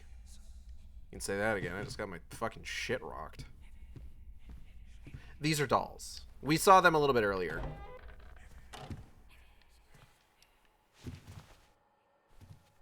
Or we saw one of them a little bit earlier. Earlier than we were supposed to. This is supposed to be like their big debut, but we found one in that basement.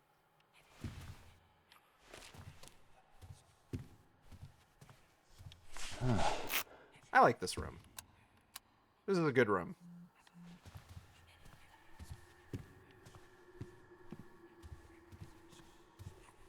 Oh, hey, it's the boss from Silent Hill 1.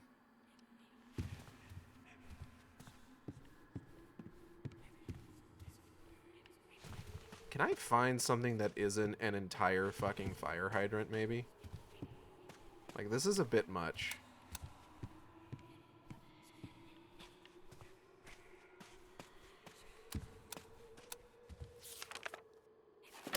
Hmm?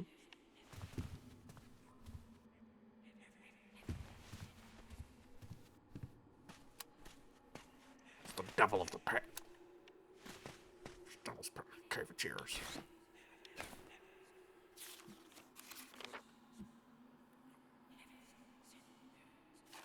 Everybody whispering at me. I don't like it. Stop.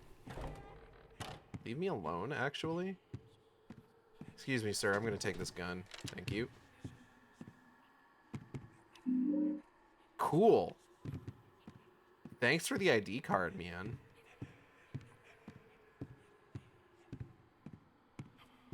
Not an Asmer fan? Absolutely not, no.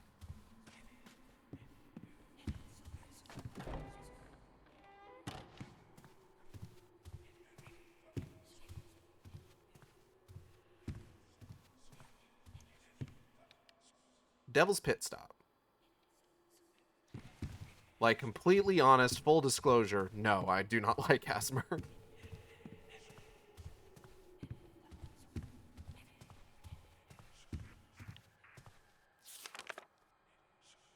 It makes me alarmingly uncomfortable. Hello? Better not be any monsters in the bathroom.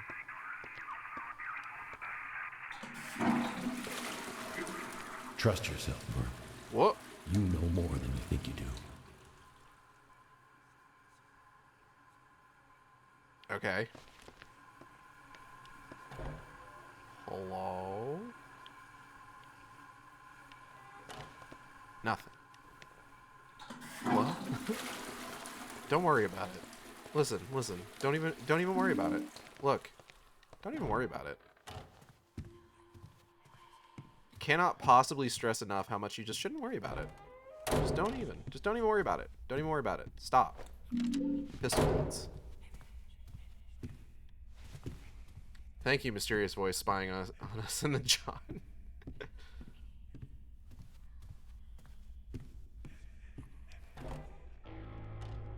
Hello? Bob says somebody's here to use the Xbox.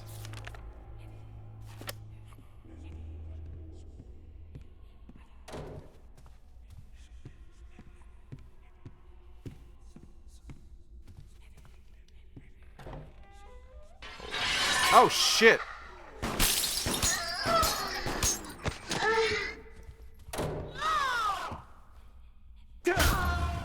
There we go. The occasional mystical Obi-Wan in your head really needs to work on his fortune cookie quotes. He's doing his best, okay? Cut him some slack. He's not good at this. Why do they sound like that? I don't know. At the moment, they're just kind of the closest that this game has to nurses, really. Like, this game doesn't have nurses like your typical Silent Hill game would. So, we get the dolls. Don't you sound like... Oh, bold goodness.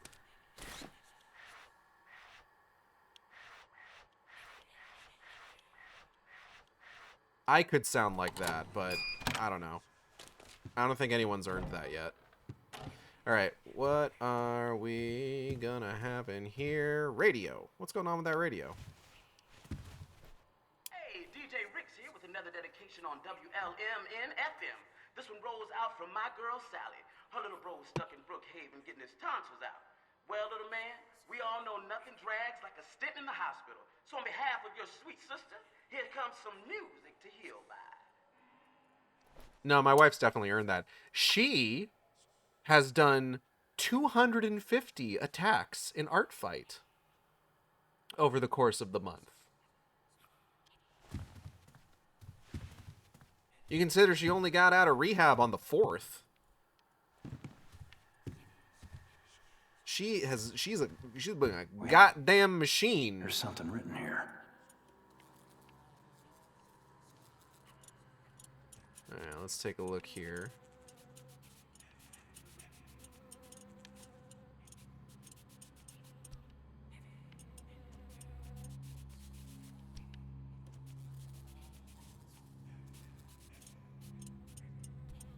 Okay. I think this one goes here.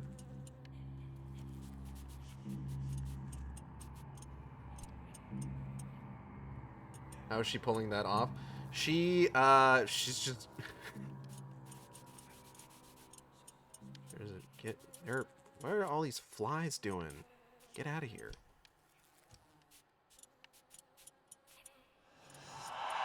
I don't know what our fit is, but yippee, she's gonna be arrested for assault with that many attacks. 851136. So part of it is she has developed like a really good method for her to do art with her disability. And she has just been fucking locked in constantly. Hello, Kiahoy22. I do not have a public Discord. What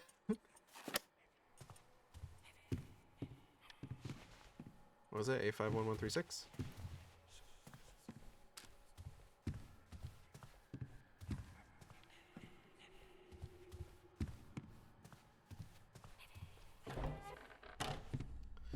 Friend of the stream 12th Moon set up a command on his stream where you can type exclamation point wicked game and it links to my wicked game thread.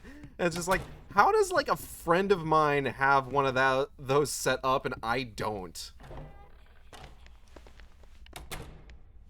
I'm slacking. What the hell? Go read a wicked game. Wicked game good.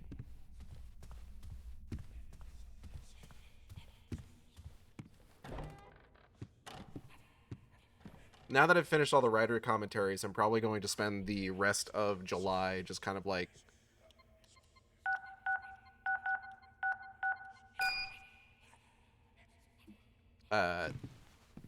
getting ready to start writing like the next chapter, which is going to be a big deal. So if you've ever wanted to check out Wicked Game, now wouldn't be a bad time to start. Shepherd House. Look, everyone, it's my house. From Homecoming. Famous Shepherd's Glen, oh fuck.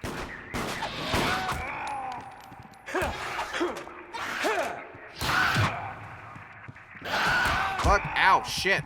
Fuck, ow.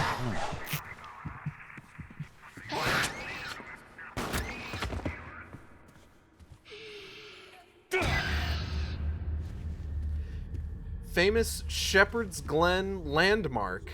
My house.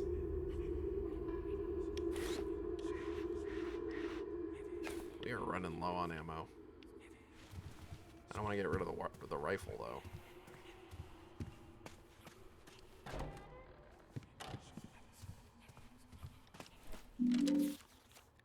Rhett Cairn, PsyD, licensed clinical psychologist, 617-555-3323, helping individuals and couples cope with the loss of a child. Oh. I think I could climb this to the upper level. Well then. I'm sure that won't be thematically relevant. I mean, my house is like a third of that This'll map. hold me.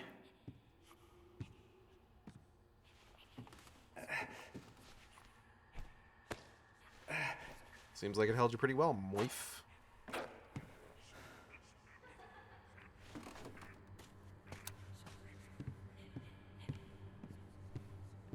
So the whole thing with the dolls, especially in this level, is that I mentioned before, the shadows of the like ghosts they send out are cast by the normal flashlight, whereas the UV flashlight highlights the whole ass model.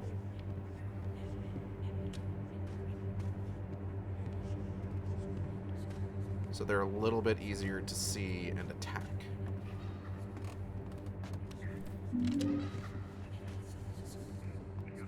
That is an interesting idea. It is.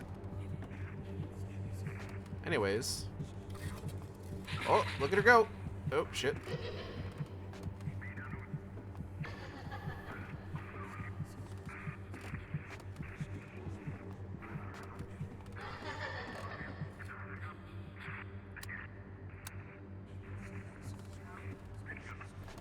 I don't know if I would prefer... I mean, no, I think I do know what I prefer, honestly. But, like, I'm thinking about, like... Because, like, not every Silent Hill game has a nurse enemy. But, like, sometimes if it doesn't have a nurse enemy, it has a nurse-like enemy. Oh, fuck! Shit.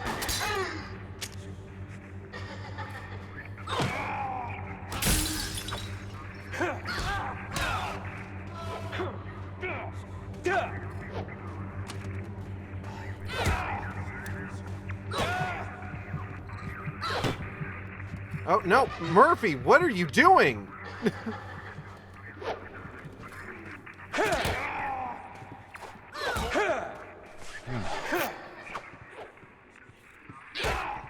Fuck.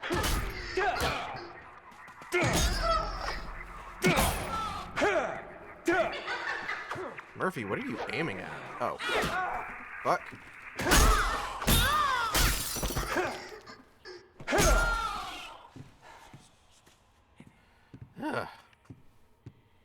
I like this sound like glass breaking.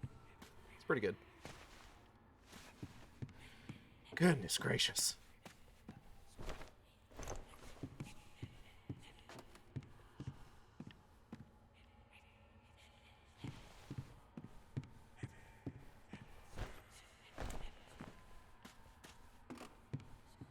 Murphy's got a fun little hop.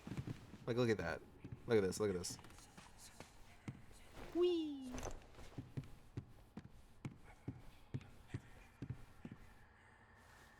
But yeah, no, Nat's been killing it. And what's been interesting, I think, even beyond, like, you know, doing, like, 250 art fight attacks in just a little over half a month. Like, what's even, like, even just beyond that being already kind of nuts is just, like, it's been so interesting, like, watching her do all this and just, like, seeing the way that, like, her use of, like, her tools and her, like, style with the way that she does these improved over the month. I'm itchy all of a sudden. One moment. Psychological report, Ryle State Prison, from Dr. Wayne Sarah to Warden Glenn Milton. Subject name, subject psychological evaluation probationary hearing prelim. Is a male, 43 years old. He is serving up year sentence for multiple felony accounts, including third-degree murder and sexual assault of a child below the age of 14. He appears to be in satisfactory physical health. The prisoner is currently being considered for probation. After multiple sessions with the prisoner, I have concluded he does not suffer from any psychotic or physical disorders. Rather, he is shown continually to have an inordinate interest in young children and manifests significant predatory traits. As a result, I feel he poses an imminent danger to the community should he be released from custody, and is therefore a poor candidate for probation. Wayne Sarah, Chief Psychiatrist, Ryle State Prison.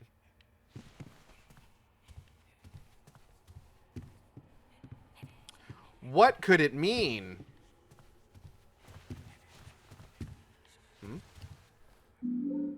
Slides. Gee, I wonder who that could be. Well, it's not Murphy, because we know that Murphy got, like, a clean, like, probationary bill. Like, they talked to Murphy, and they were just like, yo, Murphy's a cool guy. Murphy's a sick-ass dude. He should definitely be let go from prison. They should let him leave prison. So who's this other guy, then? Mysterious wind.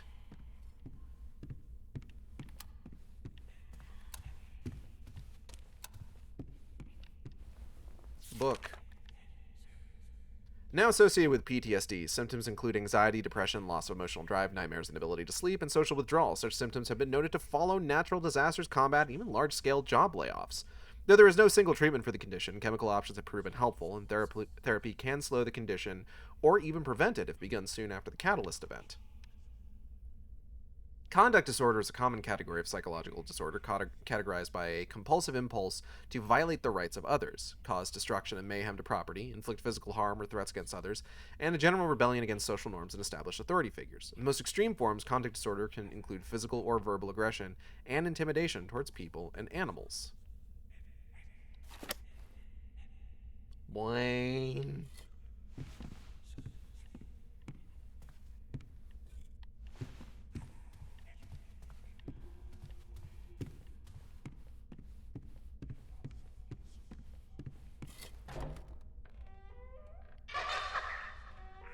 Never mind. No, I should. Excuse me, ma'am. Ow, fuck. Ow, fuck.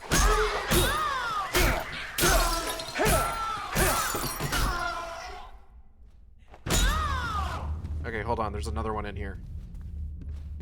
I think. I'm pretty sure. What's this wheelchair doing here? That's weird. Probably not thematically relevant.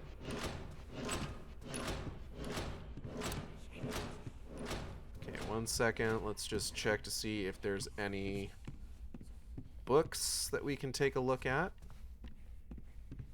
Lounging with water. I dehydrate myself pretty badly today, and those noises will haunt me. Oh, just wait. There's gonna be more.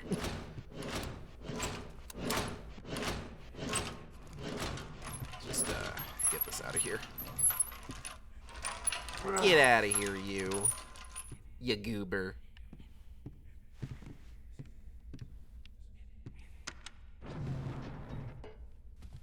Alright, let's take a look. Wow. Don't got a lot of options. Where am I supposed to find a security card?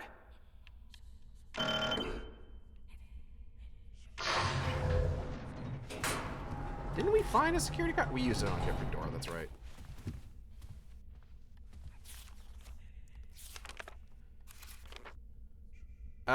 Let me think. Oh, yeah, right. We go this way. Where are we supposed to find a security card? I got great news for you, Murph. That's exactly what we're about to go get.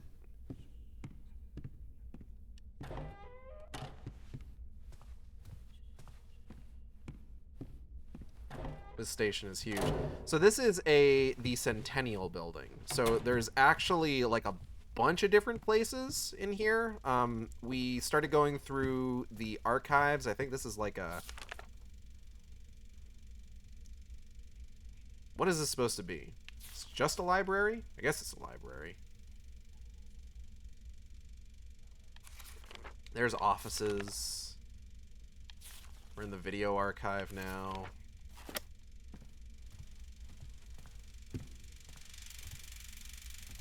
We gotta put some slides. This guy should have played Dead Rising and learned to weaponize that wheelchair. I am constantly impressed for as much as his voice cracks are funny. Immersive VA has some nice range. Oh yeah, no.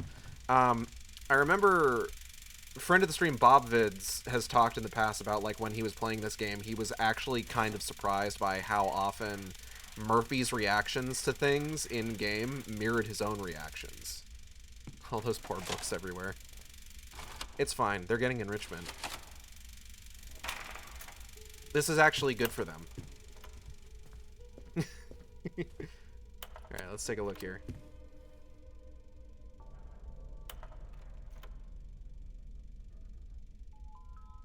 So this is the third slide because it's labeled as 3. 9, 6, 1, I think.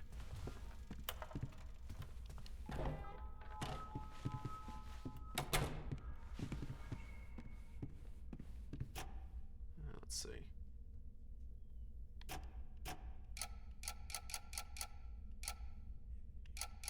Nine, 6. Nailed it. They're getting their stretches.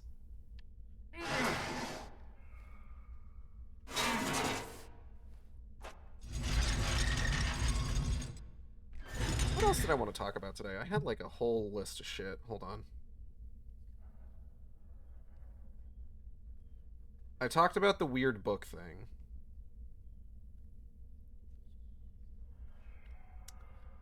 Oh yeah, I love my wife very much. She's super cool. She refused to take woke pills and is saying slurs. That's a joke. That's a joke. she has a medication that she takes conditionally based on her blood pressure. And yesterday we took her blood pressure and her blood pressure was fine. So she's like, I will not take the medicine. And we pointed out kind of how ominous of a phrase that is. So today she said that I should talk about how she won't take the pill that makes you more woke, the pill that the woke pills, and that she's coming up with new slurs.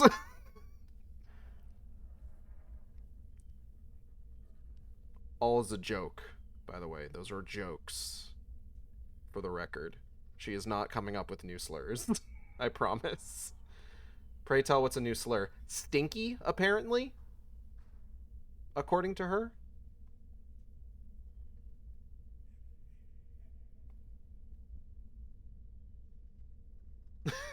Her wife is so funny.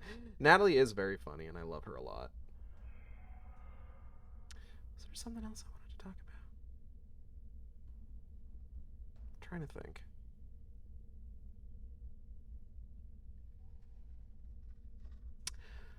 Press cycle for season 3 of Rings of Power has started up. Ooh.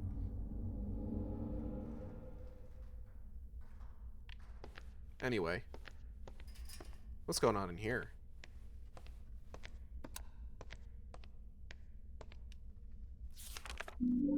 Oh. Annual Employee Review, Ryle State Prison. Named George Sewell, Corrections Officer, years of service 20. Areas concern. There have been numerous reports from prisoners and fellow corrections officers that Officer Sewell maintains suspicious contact and or relationships with certain prisoners under his care. There have also been allegations of abuse of power by Officer Sewell, including physical threats. Officer Sewell adamantly denies these claims. Conclusion. Until further investigation is conducted into the various charges against Officer Sewell, promotion and or merit wage increase cannot be approved at this time. Positive contributions to team. Officer Sewell has perfect work attendance throughout the entire review period and consistently reports to his duties in a punctual fashion.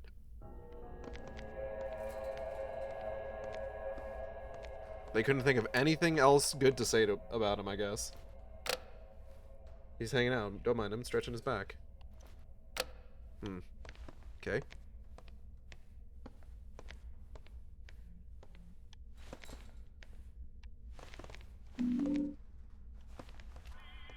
What?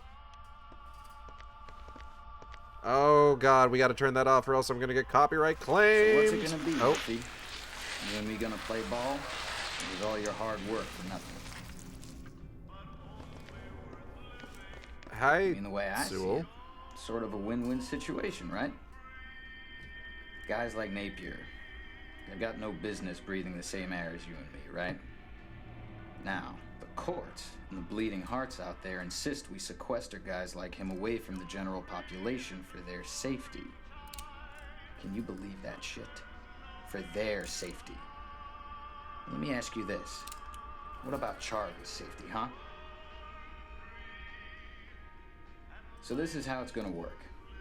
I'll give you access to Napier. Make sure you get some quality time with that worthless sack of shit. I'll see to it no one finds until I've had a chance to scrub the place down. Keep you in the clear.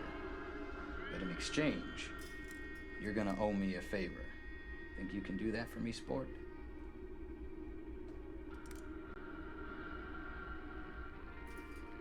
Of course you can. I know you're a man of your word, Murphy.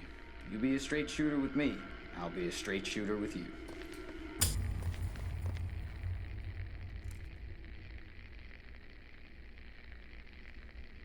Remember, Cupcake, you owe me one. So, to make it obvious here, Napier, the guy we beat the shit out of at the beginning of the game, is responsible for the death of Murphy's son, Charlie. He was found guilty, sent to Ryall State Prison, where he was sequestered because, you know, he's a child predator. They're not necessarily viewed particularly favorably in prison, if you can believe it. Or out of prison, for that matter. So he was sequestered for his own safety. Now, Murphy, being upset about this, being upset about Charlie's death, wanting some kind of revenge, gets himself thrown into Ryall State Prison by taking a cop car on a joyride. When he's in there, Sewell makes a deal with him. Says, hey, I can get you some alone time with Napier if you want to beat the shit out of him, which is what we saw at the beginning. But Sewell has ulterior motives. It's not just, hey, I'm going to do this for you. Hey, I'm going to do this for you, and you're going to owe me one. Now, a couple things to note here. We found the probationary recommendations. Murphy, like I said, was like a week away from being let out. Like everyone was just like, yo, Murphy's a model prisoner. He's a cool guy. His offense wasn't violent. We're cool just letting him reintegrate back into society. And then, of course, we found Napier's, where it didn't say it was Napier, but like, because the name was blacked out, but the implication is that it's Napier, which said, hey, no, he's not, no, we're not letting him, not at all, absolutely not. He knows what he's doing, and he's doing it on purpose. Cannot reintegrate into society. So Napier was not getting out.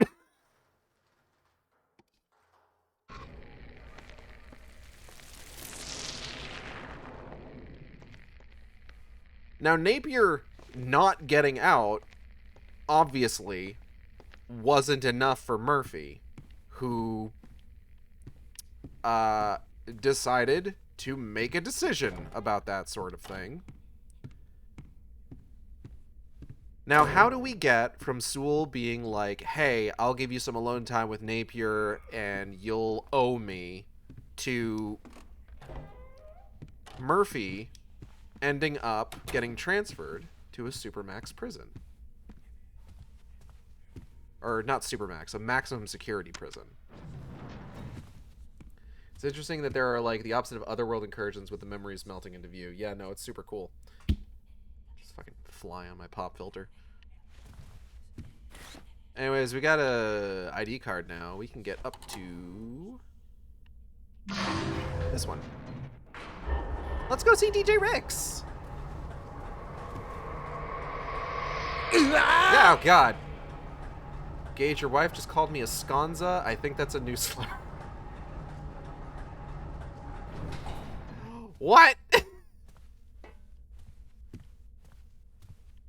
I'm gonna have a talk with her. Here's the map for the studio. I'm gonna be so fucking for real with you right now. We're gonna spend almost no time in the studio. I don't know why they give us a map. Makes me wonder if the other world is his mindscape, hence the seamlessness.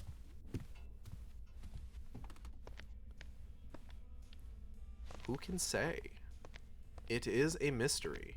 Look, there's DJ Ricks. Hi, DJ Ricks. Must be DJ Ricks.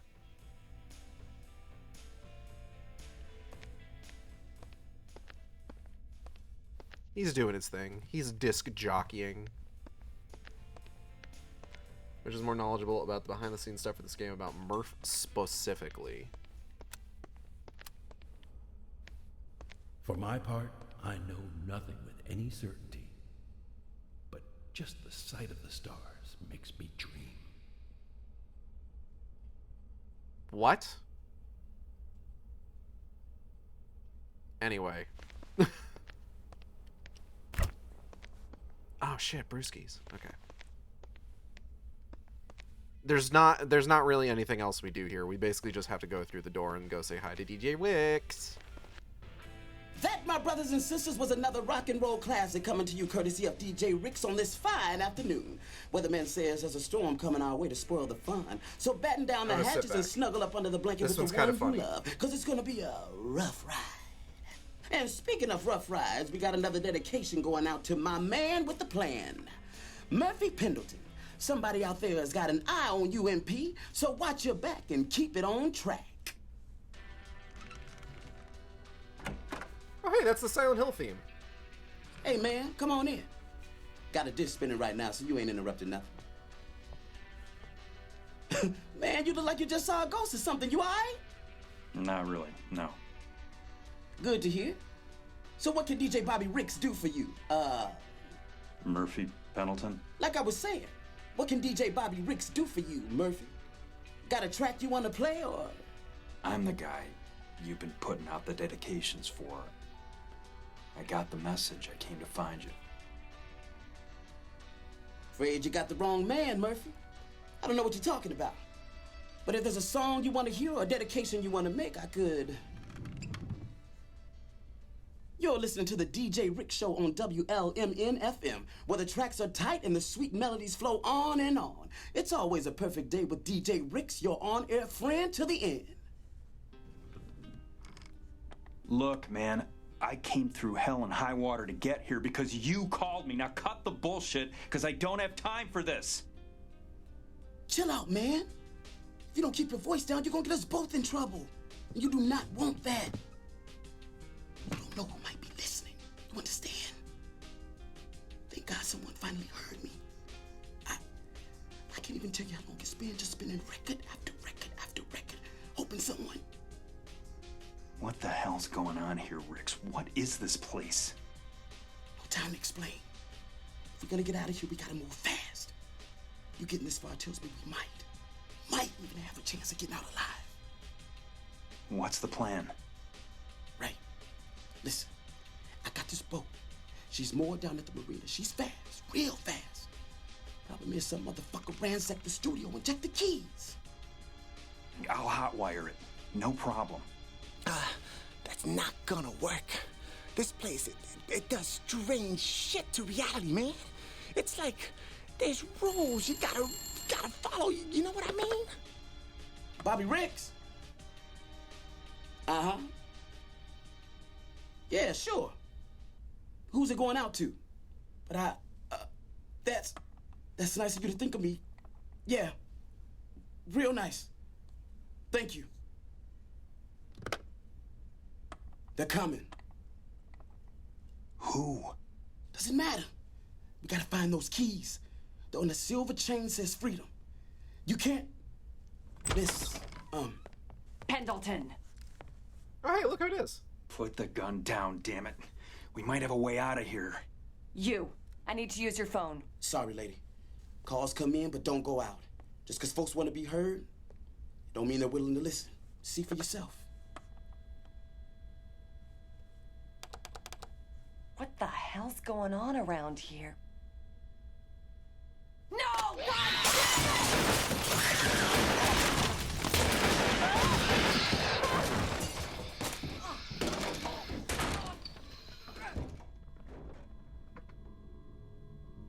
So, there are some things going on thematically with specifically JP Sater, Bobby Ricks, and Howard.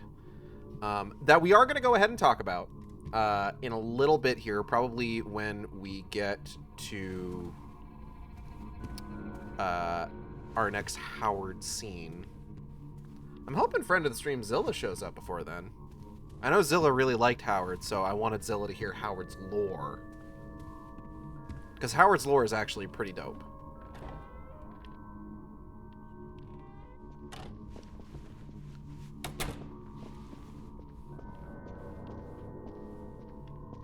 Okay. Fire exit. Of course. It will only open in case of fire. So I guess we just gotta start a fire. Did they get kidnapped? Yes. You can find out more about what happens to Anne and DJ Bobby Ricks in Silent Hill Downpour Anne's story from IDW. There's a 4-issue miniseries documenting Anne Cunningham's entire backstory, why she's in Silent Hill, what she experiences in Silent Hill. Anne actually encounters nurses and a big penis monster. That set the dance floor on fire with your hot moves. Now, you may hear giant penis monster and be like, wait, what the hell? And honestly, if you've ever played like a Shin Megami Tensei or a Persona, you might already be envisioning something a lot like what Anne runs into. Hello, Ion Agenda, welcome. Is it the SMT monster? It's a little bit like the SMT monster. Like, it's not that one specifically. Ooh, mysterious glowing laundry. Let's douse that down real quick. I was typing that, you said that. Let's set some shit on fire, 'cause this is a good idea. Can't imagine how this could go poorly for me. Oh no.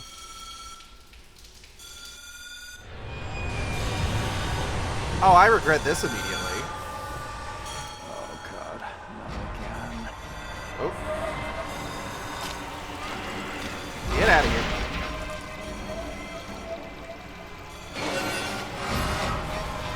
Ah!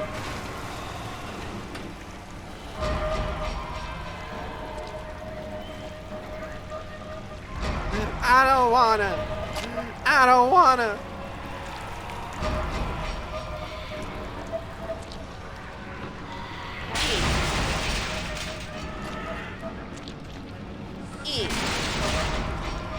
Car.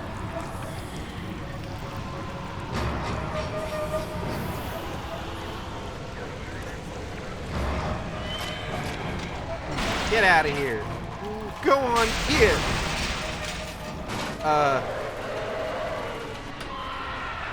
Ooh, mysterious. Yeah, that works.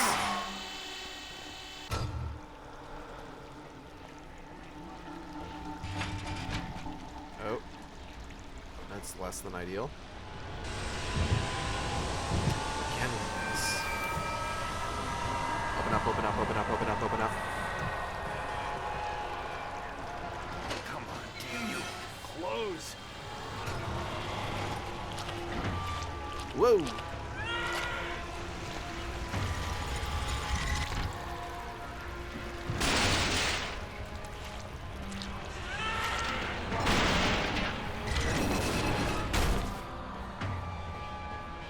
Yikes. Okay. Hold on. This way. Don't get crushed by cars, please.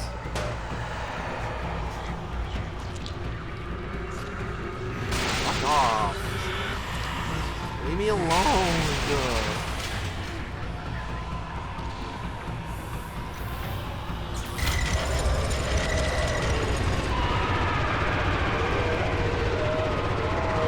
Woo! Close one. Truth is like the sun. You can shut it out. What? Is it correct way to do it long laundry. Oh boy, it's our favorite hole time. This is not nearly my favorite hole. Like, I wouldn't even say it's in, like, my top 5 holes. Whoop. Well, this is disorienting. Does anybody like the hole? I'm sure there's someone out there who enjoys the hole. Oh, hey.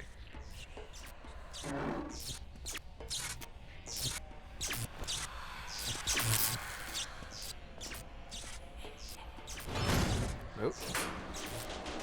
Great. No, I think this one's a cage.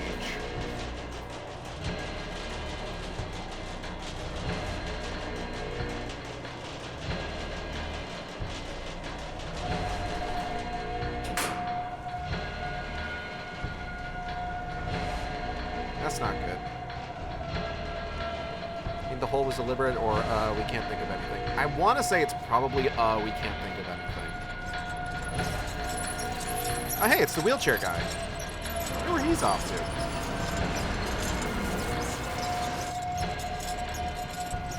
Seems like a whole lot of fun to me, personally.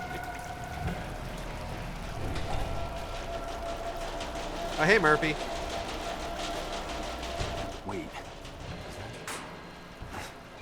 No way. Couldn't be.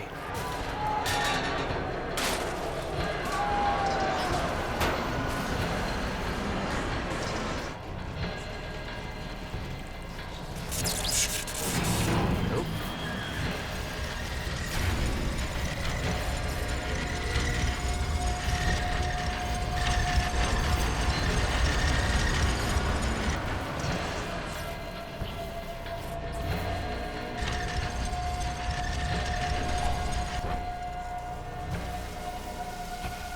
Really?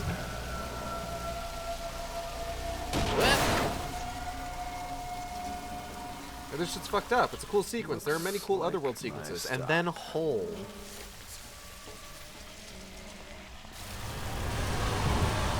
Speaking of...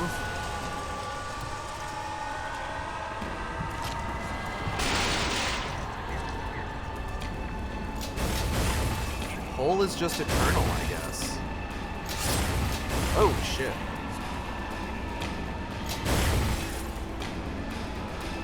Quick, Murphy, to the exit! Oh, there's some kind of a large man. Whoop.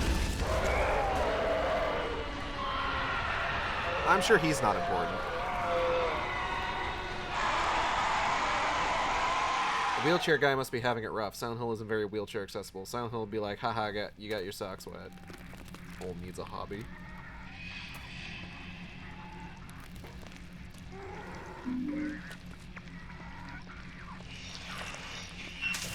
Ugh. Come on, man. I gotta walk through here. Ow, fuck. Okay, I fucked that up. Oh, God, I got it in my mouth. Ooh. Ooh.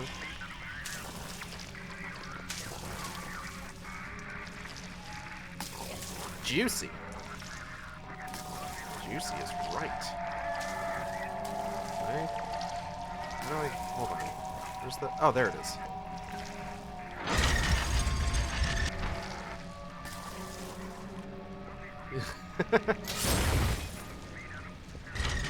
What's the matter? I'm not a fan.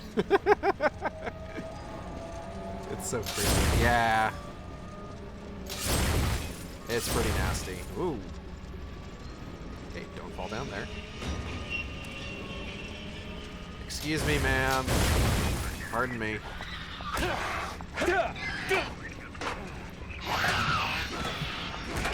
Ow, fuck.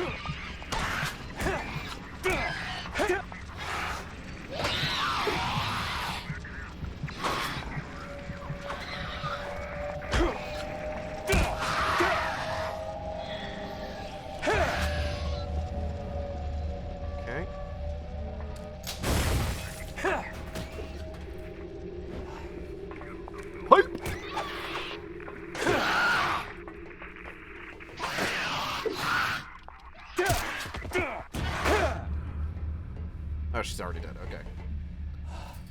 It's like, where are they hip thrust? Oh, stars.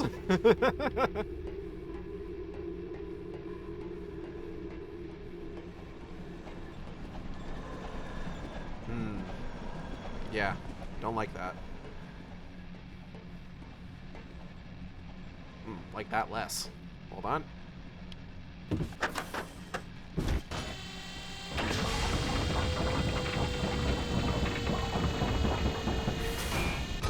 Yeah, that makes about as much sense as anything else.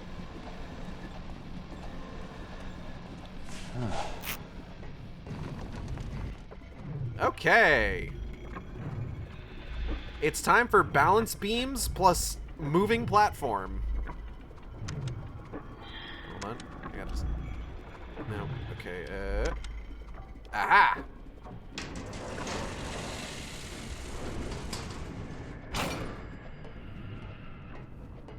Motion sickness warning, so this will go well. Oh god, I don't like it. Hate this already. Hate this already. Eh.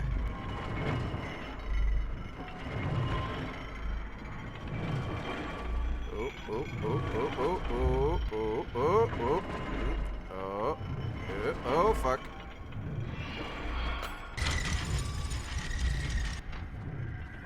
Thanks you for not spinning anymore. Appreciate it. Barf. Oh, that is hard to look at.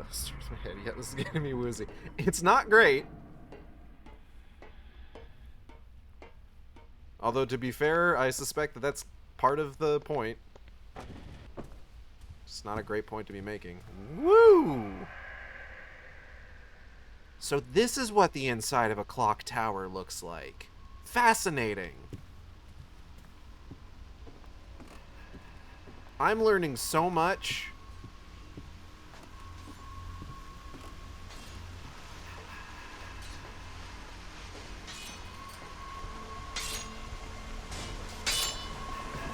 This looks really cool. It does!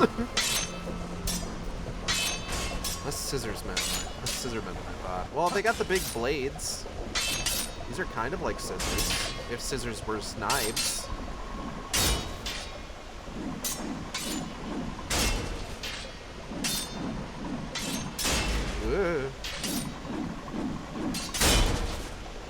Wee, wee, wee, wee. Honk. Haha. This game's Otherworld is so cool as heck. It's great, honestly. I love it a lot, honestly. If I'm being so fucking for real, I enjoy it immensely.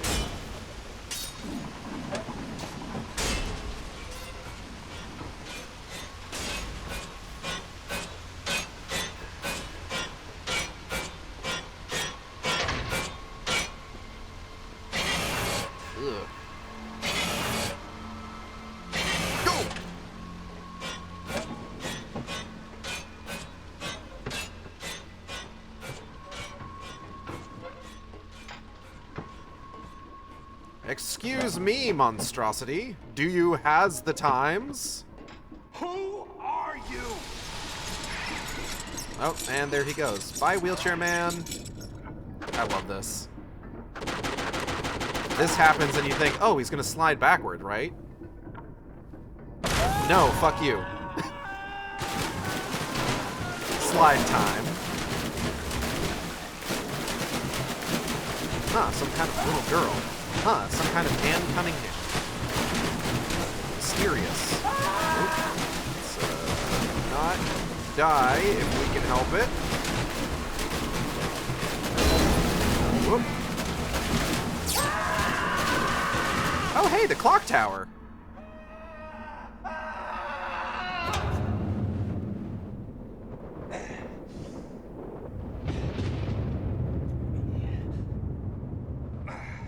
Less than ideal. Murphy! Murphy! Where'd you go? Oh, God. Help me. Help! Murphy, run! What could it mean? Okay, I need everybody to pay attention because the best part of the best cutscene in the game is coming up. Not this.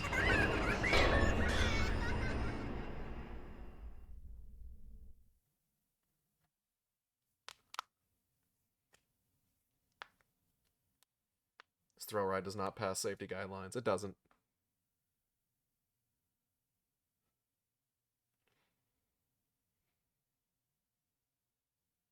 My favorite cutscene in the game is coming up.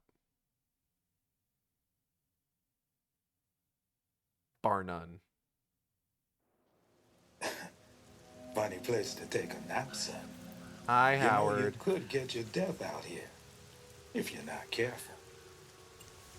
Got something for you.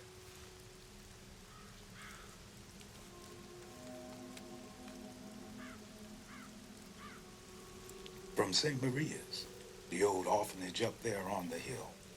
No. This can't be right. Got your name on it, doesn't it? Seems plenty right to me. Of course, you won't know till you open it, will you? No. Enough of this shit. No. I'm done. I'm finished with the riddles, the mind games. Whatever I did to get here, I've had enough. I want out. Do you understand me? Do you? Son, you still don't get it.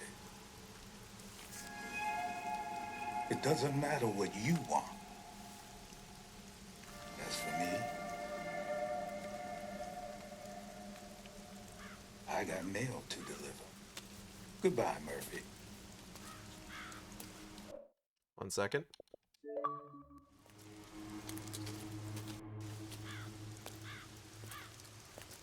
I love that. Like, I need, like, okay. The whole context of Howard being like, hey, here's your clue as to where to head next to go to the next level. And then Murphy just like tearing it up because he's fucking sick of this shit. Because who wouldn't be fucking sick of this shit? And then Howard being like, bro, you don't get it. And then pulls out the exact same letter again. That's so good. By far the best bit in the game. 100% is that scene. Like, if there was a distillation of everything I love about Silent Hill Downpour, all of like the promise, the potential, and everything that this game does actually do that I enjoy, it's that like minute right there. Like, without a doubt.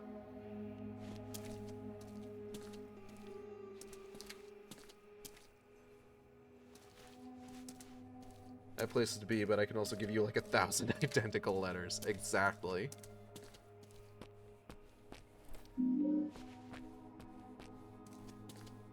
It doesn't matter what you want.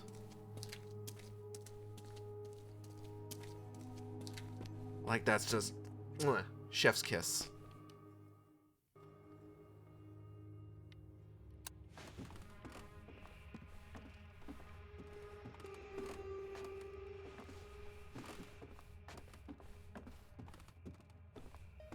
So I do want to take a moment to kind of talk about some of our friendly NPCs here.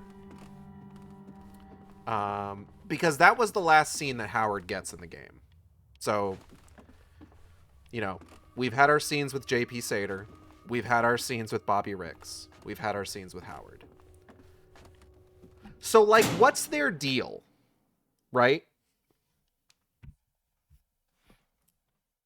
Silent Hill Downpour does a similar thing to what Silent Hill 2 does, where every like human NPC that you meet is somebody who was called to the town, who is trapped in the town, being punished, etc., so on and so forth.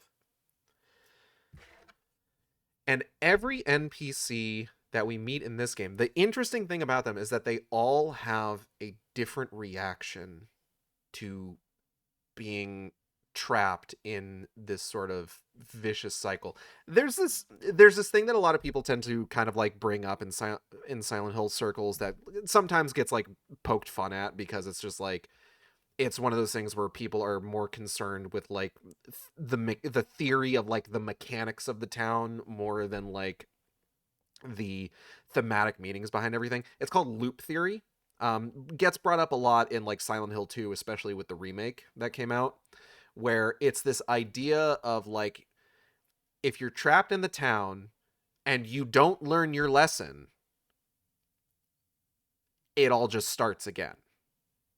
It's like Silent Hill 2, the Maria ending, where if you get the Maria ending in Silent Hill 2, then when you're leaving, Maria starts coughing, implying that she is going to get sick like Mary, with James making a comment about it. James didn't learn his lesson. Everything's just going to repeat. He's going to end up right back where he was. Silent Hill Downpour also factors this in, with one of the endings kind of like being a little, like, pretty explicit about that. Now, how does this factor into Sater, Rix, and Howard? Well, or the new water ending where someone's in the car with you. Yeah.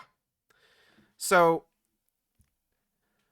with JP Sater, I would say it's probably a little bit more obvious. JP Sater, as established in the game, is responsible for the deaths of several children after the accident with the Devil's Pit train, right? You find him despondent. He is just like, first-time visitor, huh? He is completely in denial of any wrongdoing. He didn't kill anybody. It was an accident.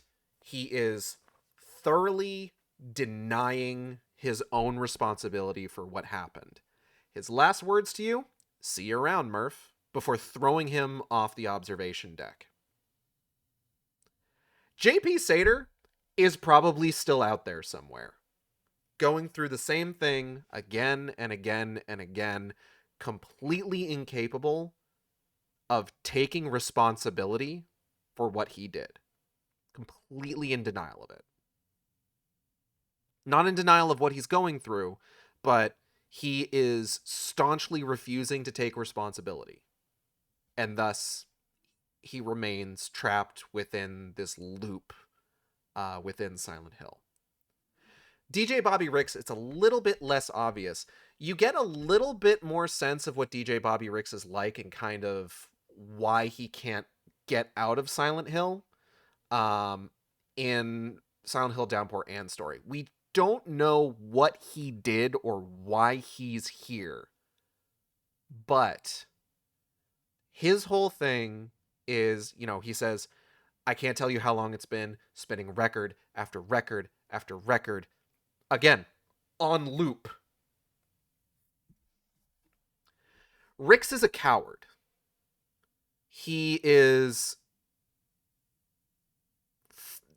terrified of trying to basically help himself and is constantly looking for someone else to do the hard work for him.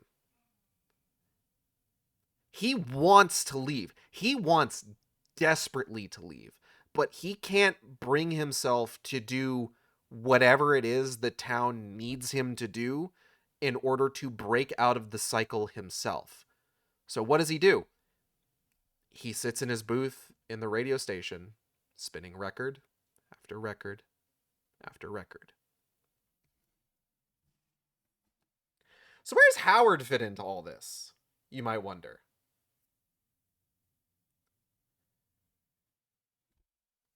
Howard's pretty enigmatic.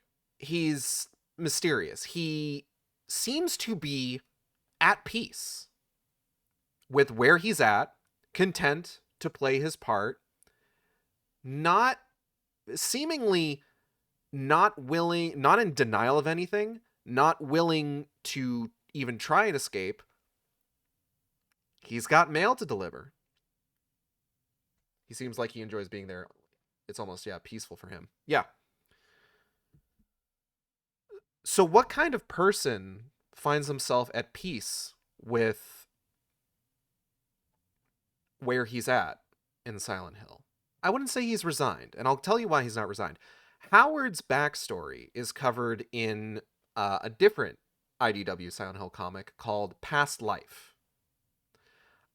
It takes place in, I want to say, mid to late 1800s, in the sort of general area that Silent Hill ends up in.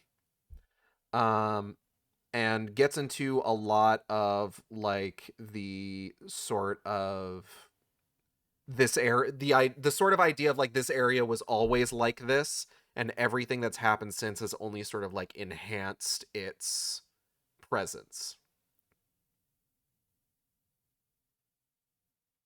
Howard killed his slave masters. Howard was a slave who killed his masters. Howard was a slave from the 1800s who killed his slave masters.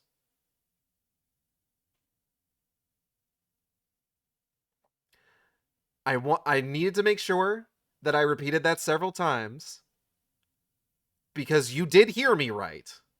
That is Howard's backstory. He has been here for a while.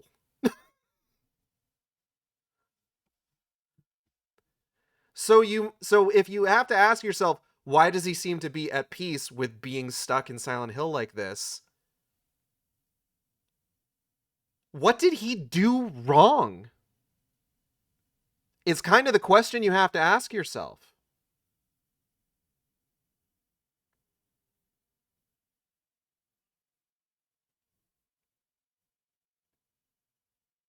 He killed someone. He's okay with it, all things considered. So he wanders around Silent Hill delivering mail. Is just like, hey man, I don't regret what I did. I don't regret the fact that I'm here. Fuck him.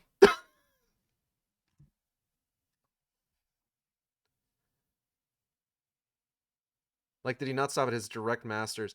Honestly, put Howard up for probation.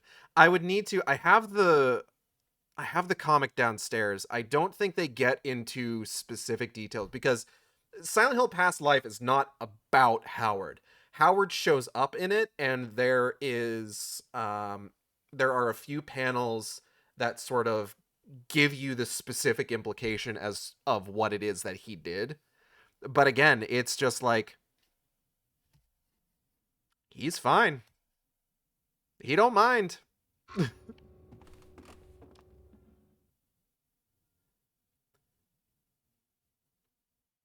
He's not in denial about what he did. Honestly, he could probably leave at any time if he wanted to, but it's just like, he doesn't regret it.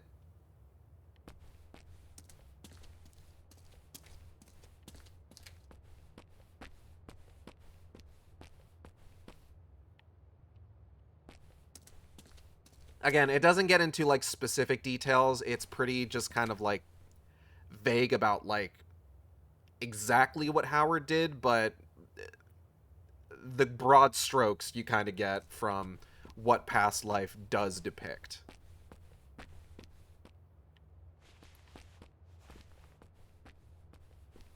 So here's one of my favorite side quests in the game. We're going to go ahead and get into this in a bit. I think I need to find some stuff first. Yeah, I need to find... There's a bulb I have to find. That's what it is.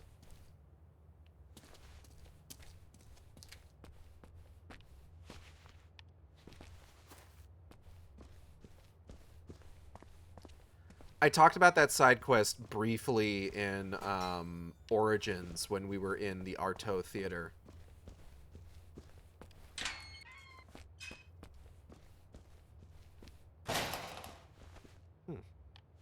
Forget what's up there. I think it's something important. So we should definitely check it out when we get a chance.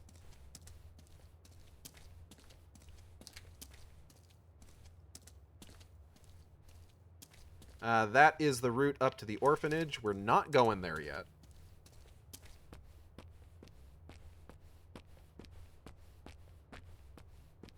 We got some stuff we gotta do first.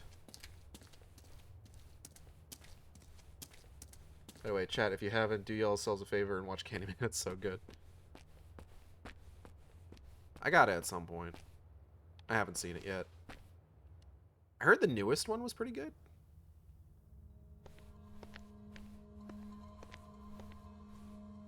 Hey, man.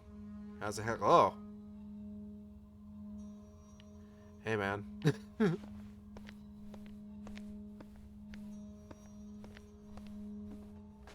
Let's take a look around here. We got anything to pick up?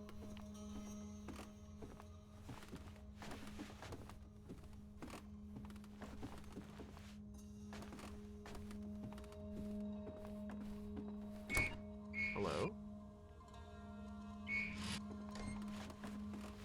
Honestly, would the fucked up mannequins. True.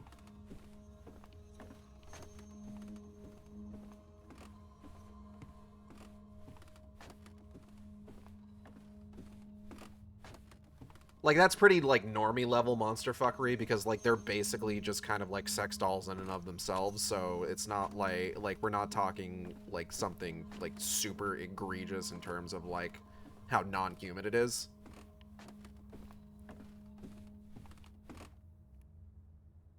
Ugh. Anyway. Like I said in Homecoming, any monster is a sex monster if you aren't a coward. Fair. Old coat.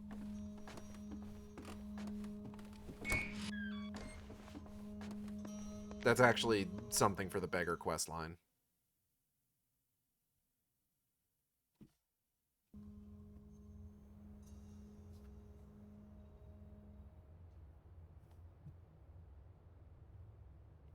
Look, I'm not here for the hot take. Sometimes you're fine with McDonald's. True. I'm more of a Burger King bitch, if I'm being entirely real, though. I like their onion rings.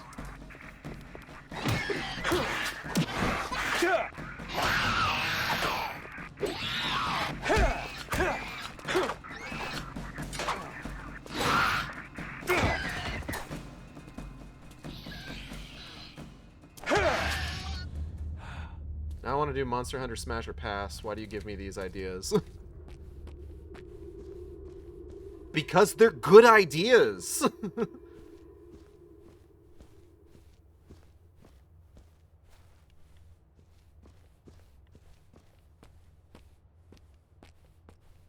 Monster Hunter Smash or Pass brings in the views, all I'm saying.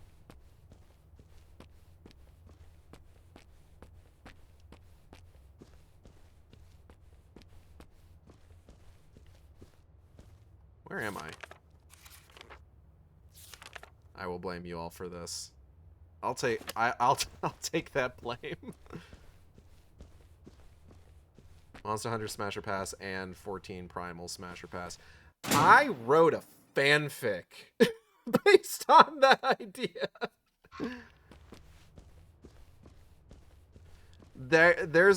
I wrote a Final Fantasy 14 fanfic where me and my wife's Warriors of Light do Smash or Pass on Primals.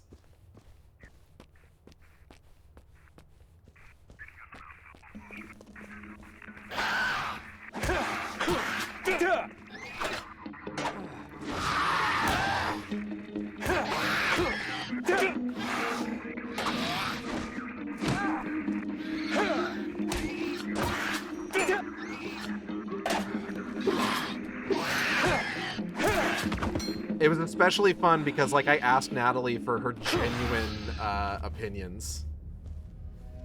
Look, wood to Leviathan. I'm trying to remember. I gotta find it. Hold on.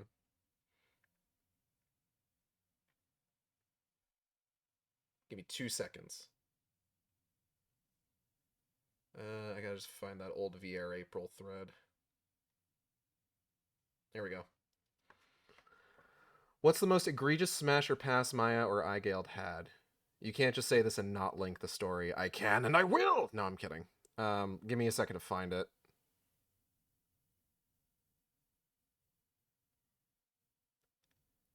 I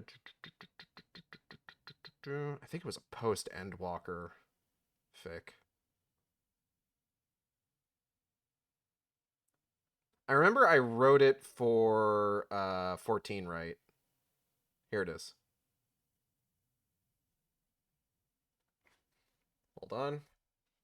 Bringing up Twitch.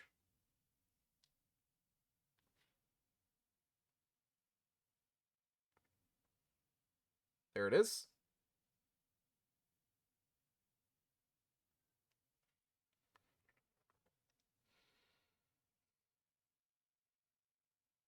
Maya and Igeld were both smash on Ifrit.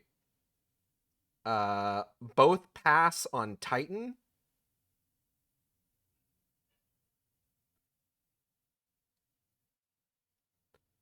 Smash on Garuda.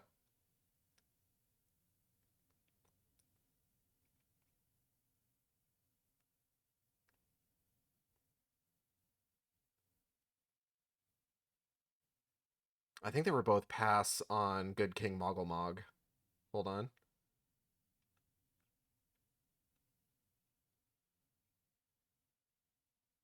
Igeld was smash on Leviathan, though. Maya was pass.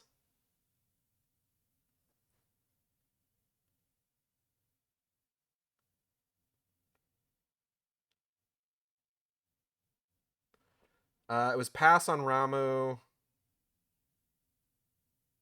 Maya was smash on Odin. Igeld was pass.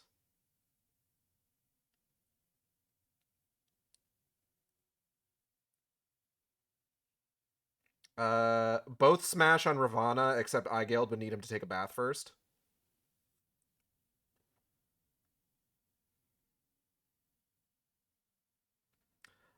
Neither one of them were willing to answer Bismarck.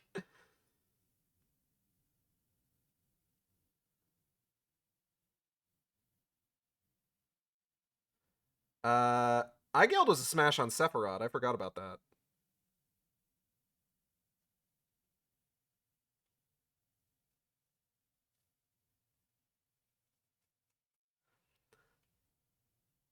I'm sorry, but now I can't get harder Kupo out of my head now. So yeah, hard pass. Maya was a pass on Sophia only because it was just kind of the lady.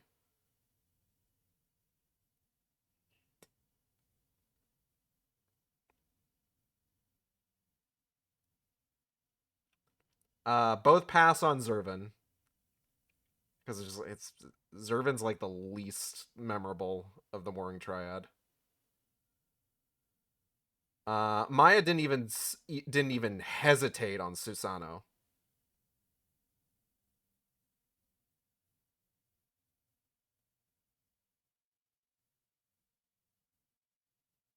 And then they were both smash on Sri Lakshmi.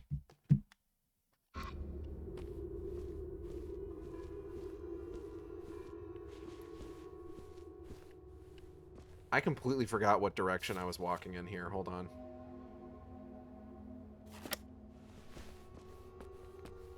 I mean, anything Maya has a warrior who can pin someone down kind of taste.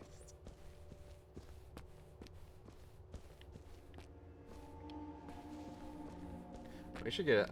I don't know. Natalie will sometimes like have my streams on in the background, but have them muted. I don't know if like if we can get her in here to answer for Maya Capra.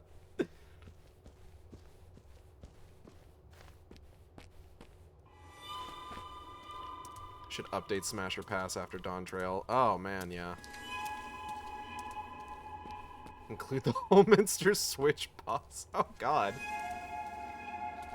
Okay, hold on.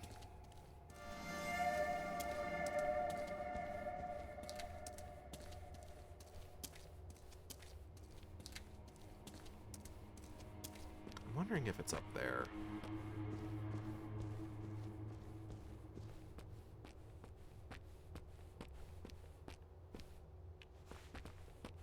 There is a particular item we need to find in order to do the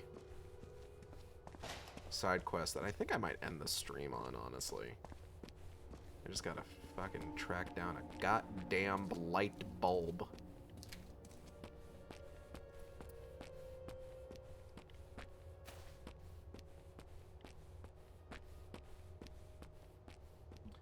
Did this fic also take the Eden designs into consideration? It did not.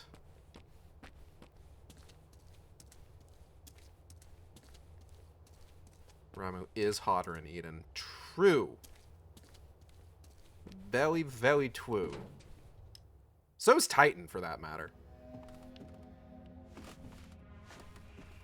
I always love fucking Eigeld's, like, reasoning for why she passes on Titan. He's just like a large baby. Like a big square man.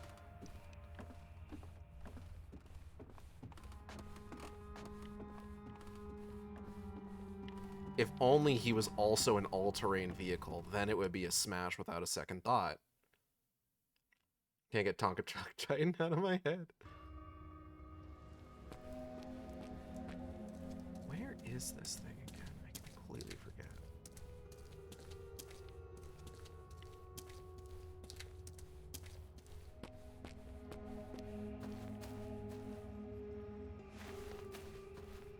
Still got that Leviathan trauma. Oh. The other part of the town has to load. 1 second. Okay, so I think because we've had sort of a world state change, the ladder hook should be back where it was, where we found it the first time. Unless it isn't, in which case, damn.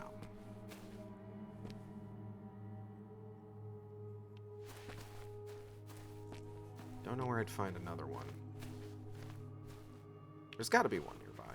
I hate the fact that I have to find this one specific fucking item.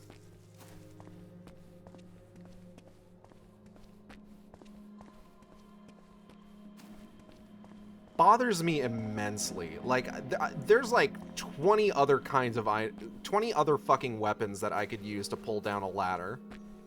You mean the Nagatama? Yes, I mean the Nagatama.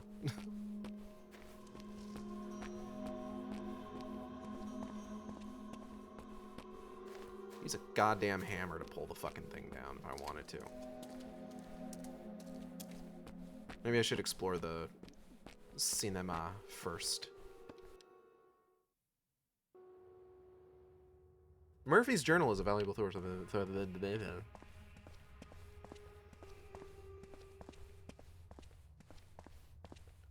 It's true. Murphy's Journal is a valuable source of information. What?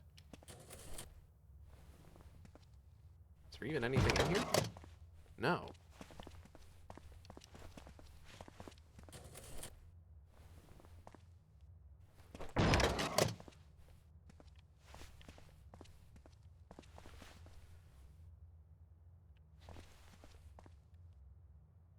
Wow, I can't read any of that.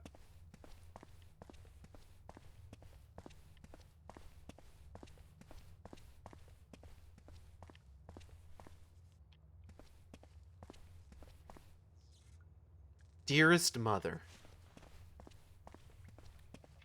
Good poison. Sharon Sharkrad and Frank Caddy in Los Fotros and Black Dance.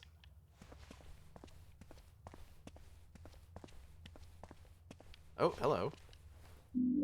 Film reel. Oh, is this a diner theater? Those are fun. I do love those. I love a good fucking, what you call it? The House on the Lake. Love a good Alamo Draft House.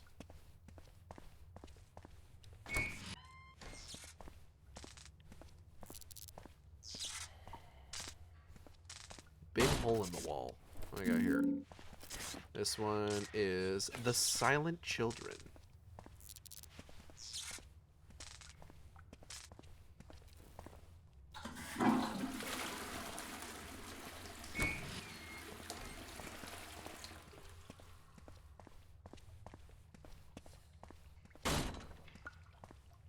Oh, hold on.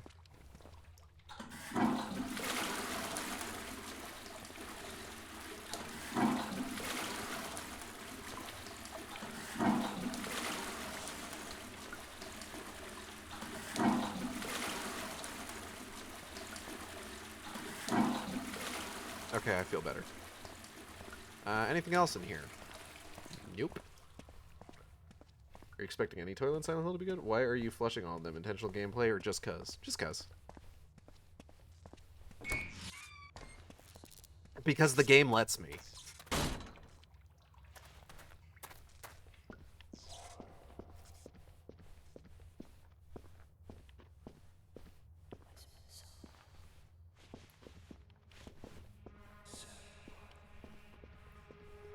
No talking in the movie theater.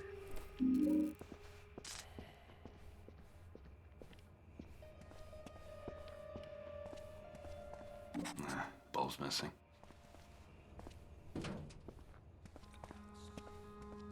Is there like a clue to where the bulb is? I swear to God, half the time I play this game, I've like found the bulb already just by like wandering around town. The secret of the attic. I don't know, like this time for whatever reason. Oh, fuck off. Oh, hey, hold on, what's this? Film splicer WC-40. Only authors equipment to join two or more segments of the film to create a single edited piece seamlessly joining reel A to reel B. Many of the film reels stored with the sound phone. Decades old and irreplaceable, always with protective gloves for handling film before loading film, so on and so forth.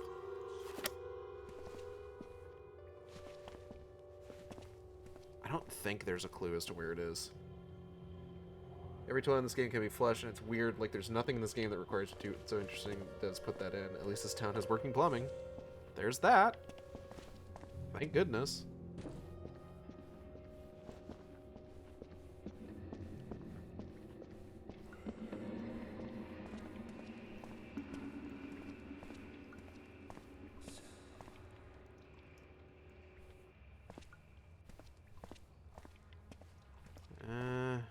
Nothing in here.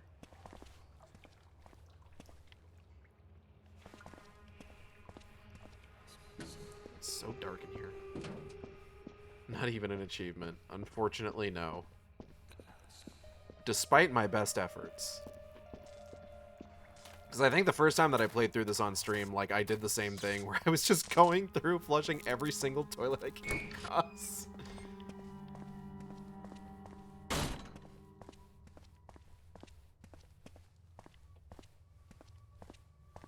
Silent Hill Downpour did creepy movie theater first. This game walked so that Silent Hill 2 remake could run.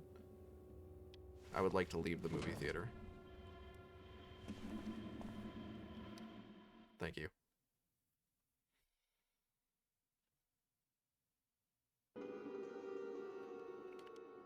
You know what? I think it might be somewhere on the road up to the orphanage, now that I'm thinking about it. Like, that road, like, curves a bit, and I'm pretty sure there are other, like, businesses along that road. I think that might be where it is. I think I misremembered that it was in the thrift shop.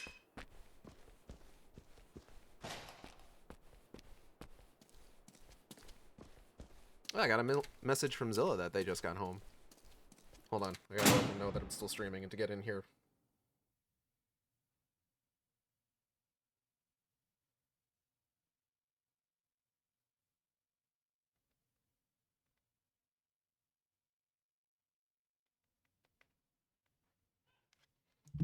Okay. I imagine it was for something, just not in the game anymore. Maybe. Or maybe it's just a fun little bit of interactivity.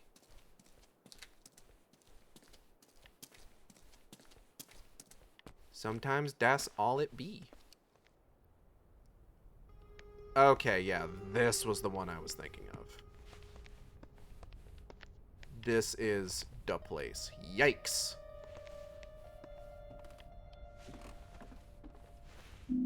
I did it. I got the replacement bulb. Ooh, is that a shotgun? Fuck yeah, let's go.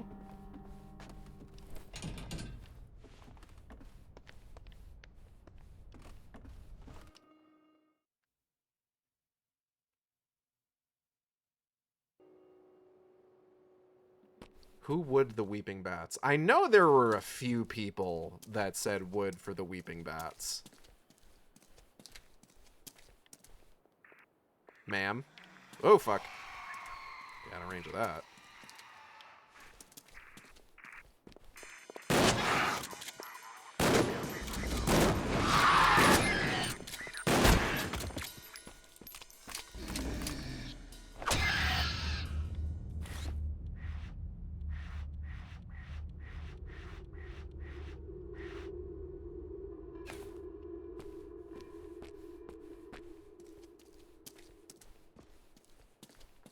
Still gotta figure out how to get up there. I think that might be a side quest.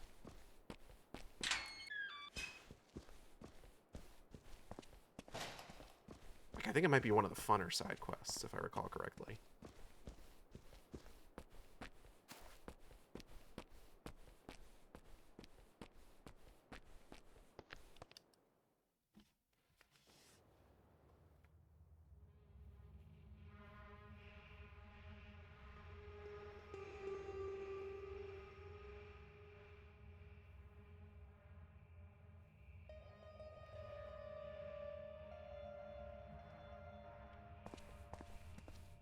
Oh yeah, see, Kelwood.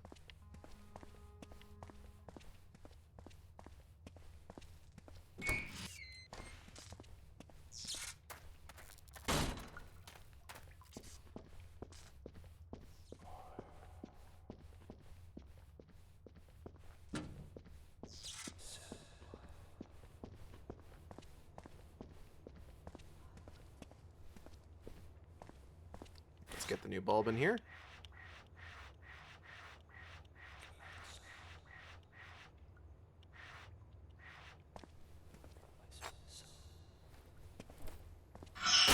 That ought to do it. Alright, who's ready to see some movies? Shark Stream Movie Club. The House on the Lake.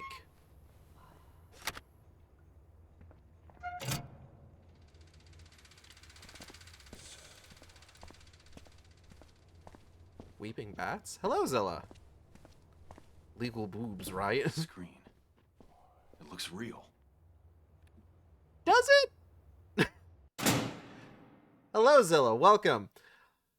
Okay, real quick, before we continue, because the reason I recorded Howard's last cutscene was because I wanted to make sure Zilla got to see it, because Zilla was a big fan of Howard. So real quick, we're going to go ahead and rewatch that.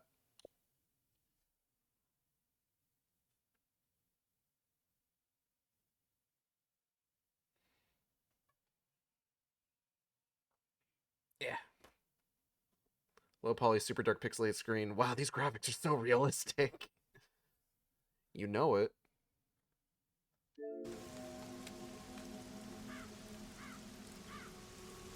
From St. Maria's, the old orphanage up there on the hill. No. This can't be right. Got your name on it, doesn't it? Seems plenty right to me. Of course, you won't know till you open it, will you? No. Enough of this shit. No. I'm done. I'm finished with the riddles, the mind games. Whatever I did to get here, I've had enough. I want out. Do you understand me? Do ya? Son, you still don't get it. It doesn't matter what you want. As for me, I got mail to deliver. Goodbye, Murphy. I love that scene.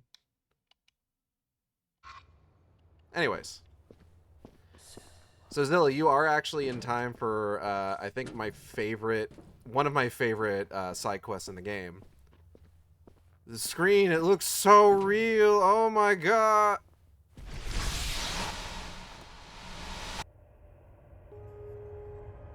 Yeah, this might as well happen.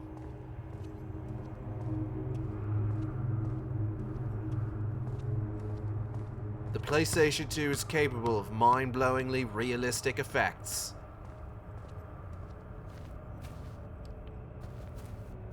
The grain filter.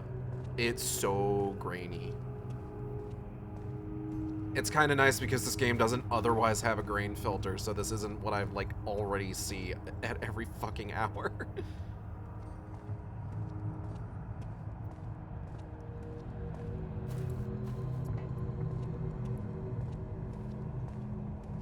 Hold on a second. Ominous, mysterious wind. Oh.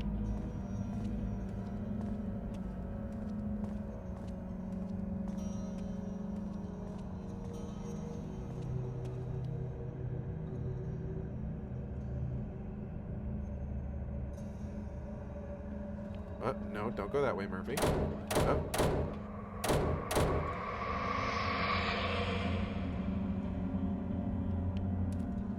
So, I can't go in this door? Okay. That's, you know what, that's fine. I didn't want to anyway. Fuck off, maybe?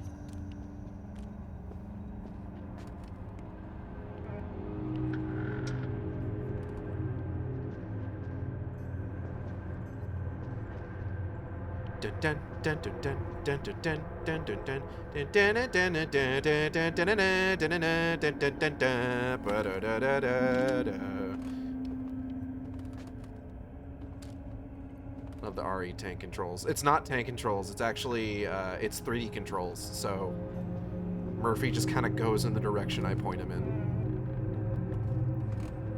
Okay, 9. Everybody remember 9. You know, like the movie with Elijah Wood and John C. Reilly. And Crispin Freeman, I think? Who else was in that movie? And Coheed and Cambria. Yeah! That trailer was way better than that movie deserved.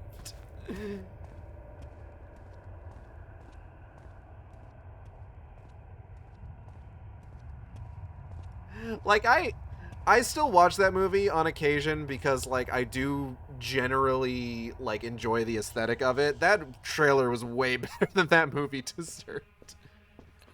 Can't go up the spooky stairs? Nah. But it's fine. We'll have plenty of other spooky stuff. I liked 9. It's kind of a boring. It's not a fantastic movie, Kale. But yeah, the trailer was fucking bomb. No, the trailer was fucking fantastic. I got no problems with that trailer. They knocked it out of the fucking park. Also, being able to give it the release date of September 9th, 2009, like, I can't be mad about that. Like, no, you guys saw an opportunity and you took it. I can respect it. Anytime I ever tried to watch the original animated short that movie is based on, for whatever reason, the audio, it was never like the actual audio of the short. It was always like some audio that sounded like someone was watching a porno in the next room. Anyway. The Silent Children.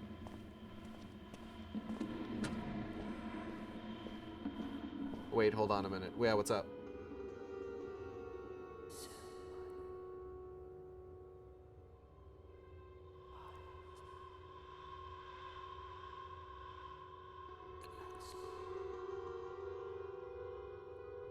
I'm gonna keep walking forward. Just real quick. Gail, it is not a good movie. My brother in hell, you just played Silent Hill Homecoming. Yeah, and? Silent Hill Homecoming is not a good game. I will concede that 9 is a better movie than Silent Hill Homecoming is a game.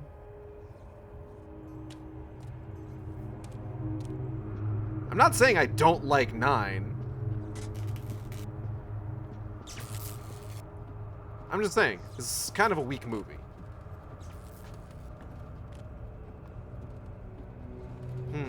Funny Jack in Box. Oh shit, did I not bring the fucking... Damn, okay. Maybe I couldn't?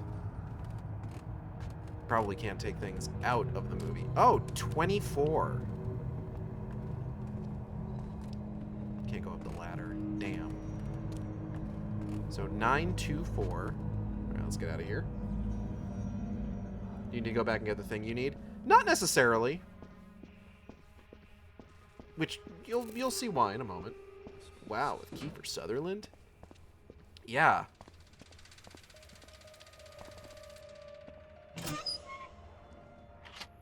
What a post 9/11 show.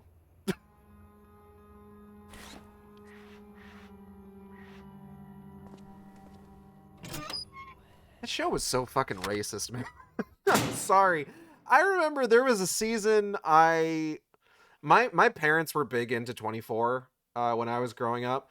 I remember there was a season. It was one of like it was like a revival season. Like the show had been off the air for a couple years and they were bringing it back. And there was a moment in that season where like you had like a kid, you had like white as the driven snow, like Americana family. And the kid brings his friend home, and his friend's Middle Eastern. I think it might have been the Harold and Kumar actor, now that I'm thinking about it. But like his parents are acting all like nervous around him, and the kid's just like, Mom, Dad, you guys are so racist. Not every person from the Middle East is a terrorist. And then it turns out that kid's a terrorist. It's just like, come on, man. You can't pull the not every person from the Middle East is a terrorist bit and then make the Middle East character a terrorist. What the fuck? My name's not Ahmed, it's Ahmed. It might have been? I don't know. I don't remember the season very well. I just remember that in particular, like, really sticking in my craw. Because that's also the season where they nuked out, like, yeah! I remember that. Like, they're trying to, like, oh, we gotta get the suitcase nuke, we gotta get the suitcase nuke. And then the suitcase nuke goes off, and everyone's just like, actually, it turns out it was fine that a nuke went off on American soil. It's not gonna cause any problems, if you can believe it. It's going to harmlessly blow out to sea. It's fine. It's fine. It's fine. Nothing bad's going to happen because a nuke went off on American soil. And it's just like, holy shit, what are we doing here?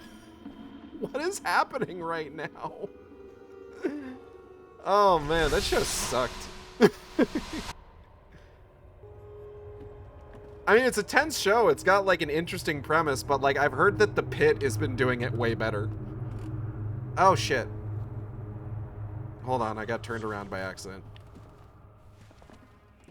No, come on, man. Fuck.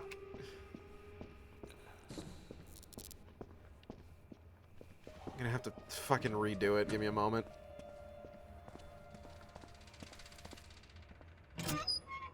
I left the movie and the movie turned off.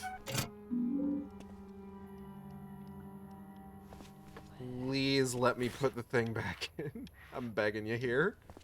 You have to let me back into the secret of the attic.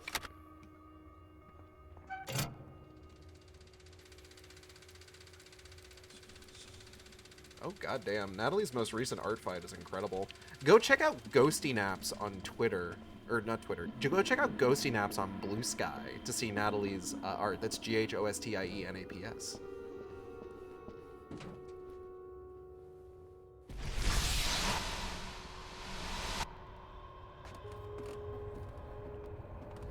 Point of Ahmed was to be like, you being a racist prick can radicalize people, but now, yeah, that's Caesar's talk. No, it's just, it was so bad. It was so bad.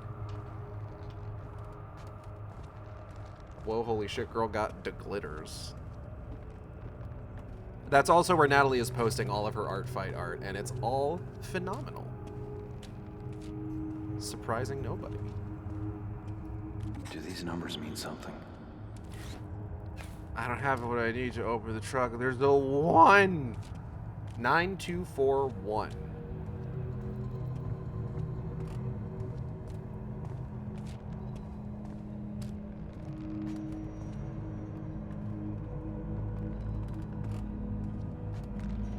What could it mean? Haha. 1. Feeling good.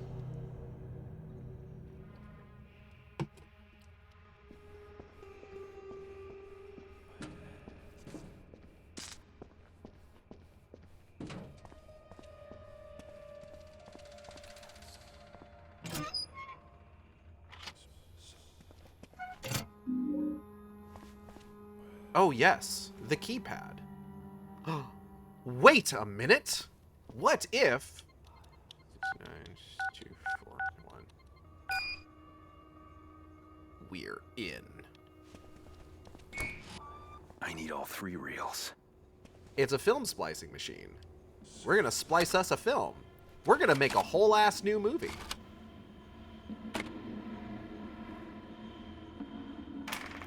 pasting 2 different movies together makes an entire new movie, right?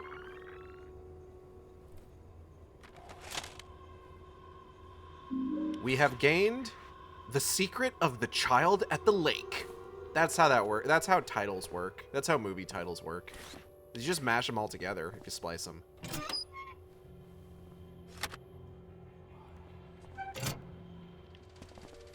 Taking Furiosa and editing it to flow seamlessly into Fury Road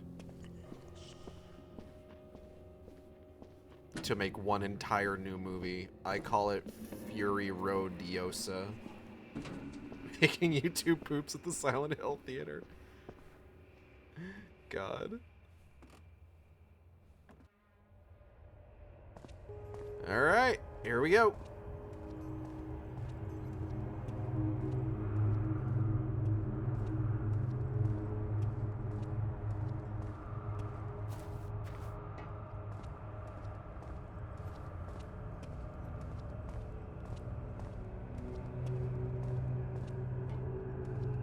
What could possibly await us?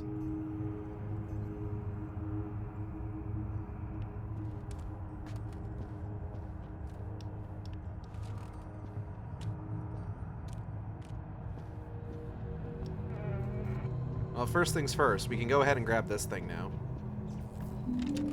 The wooden crank. And because the films are spliced together, we can take the wooden crank immediately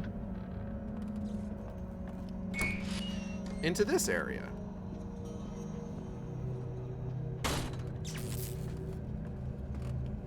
Where we will find a jack-in-the-box.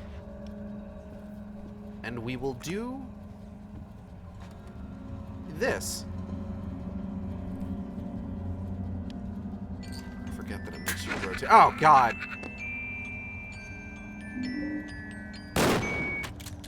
Anyway. Jump scare.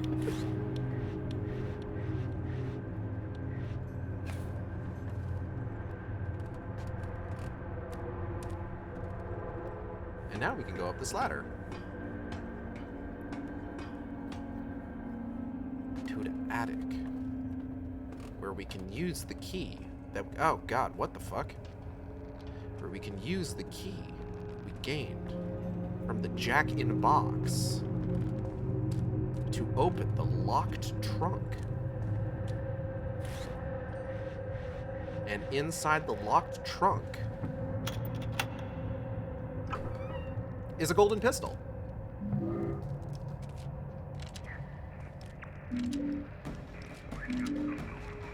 Uh-oh. Fuck.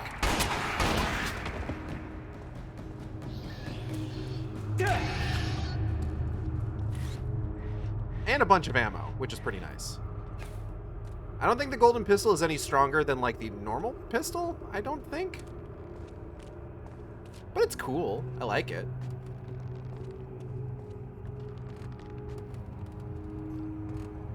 Like I said, like I've said, most of the side quests, in a lot of cases, don't really have anything, like, substantive that isn't just, like, additional resources or things like that.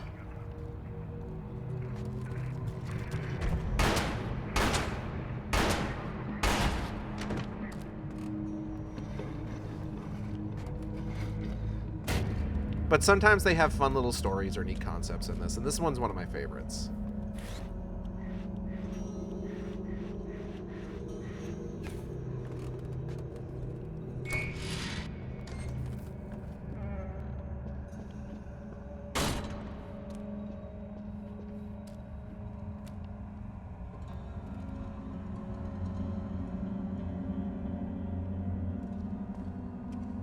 Okay, let's just mosey on out of here. Uh-oh.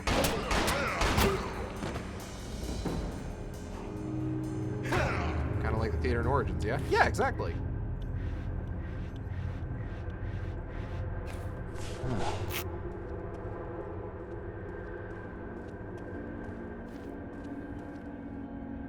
Golden gun is the strongest handgun, but you can't collect ammo from normal pistols. Yeah. But you can still, it still uses like pistol ammo. Which I think is one of the benefits of, there's one of the other unlockable weapons that you can get is the baseball bat and the Colt 45. Colt 45 does use normal pistol ammo. Feels like these are a bit long and empty, but the concept is neat, and I like the return to fixed cameras. Yeah, it's neat. I like it.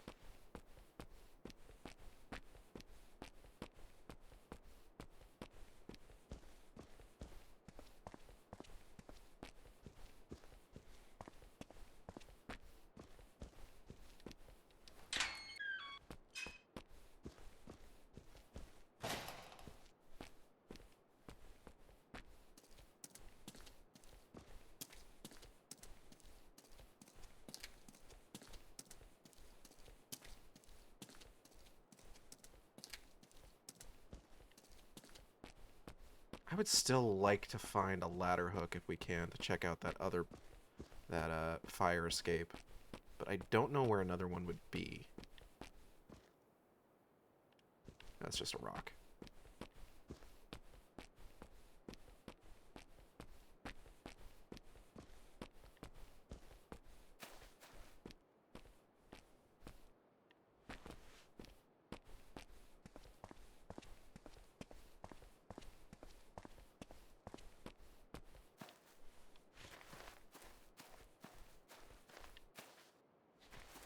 That's a pickaxe.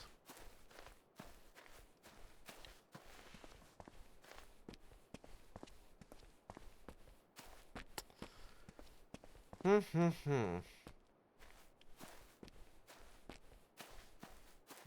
of these.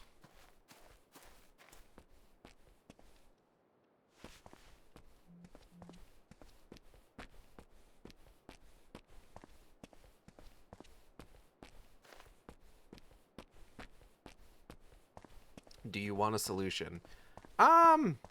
Not yet. Because I know there's at least one more place I can check in, like, the immediate area before I start having to, like, capital B backtrack to find, like, any additional ones. So I do want to check the cemetery down here real quick.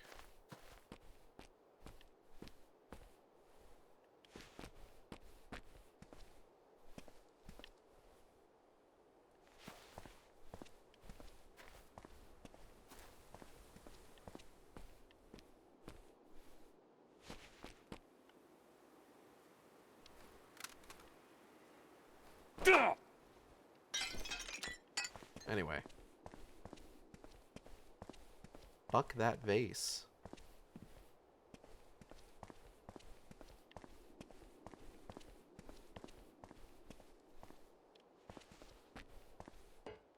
Huh.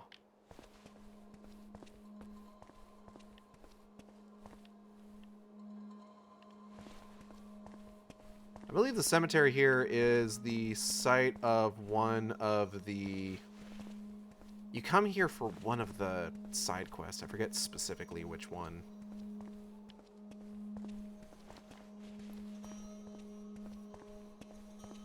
At least I didn't use the stock pot breaking noise. Okay. I may want a solution here to my ladder hook dilemma.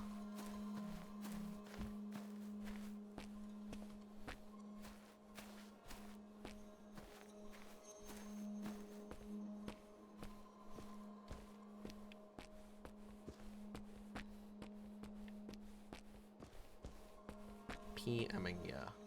Okay.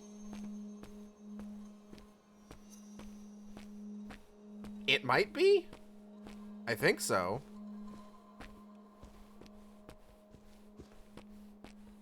I think that might be... I couldn't remember if that particular quest line was in this part of town or in the next part of town. I'm going to be entirely honest. I'm responding to what Kale is sending me for clarification.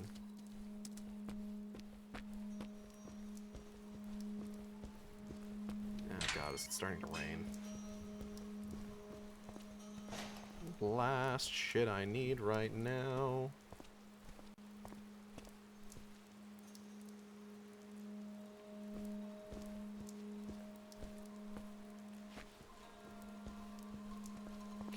Conveniently located. Okay. Let me see if I can find that one. 1 second. What area of the map is this called? We are in the... That's a good question. Okay, hold on.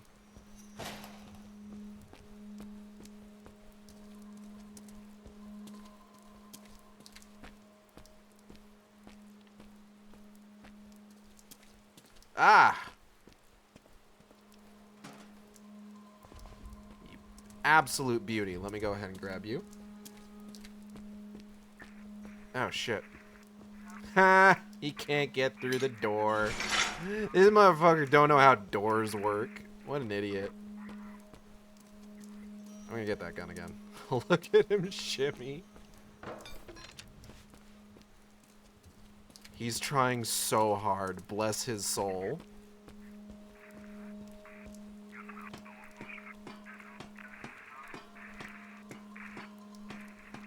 Okay, we're gonna do this one, and then we are going to hit get the next level started so that we can get the save point.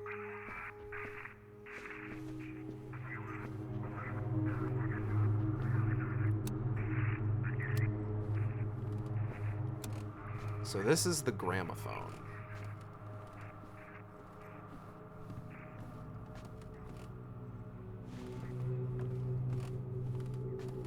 This is definitely one of the cooler ones, I would say, in terms of just like how everything works and just like the visuals and everything.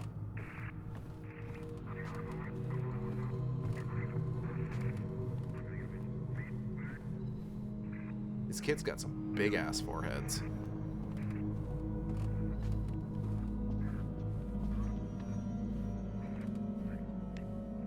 Oh. Yikes. Oh, hey, the clock tower.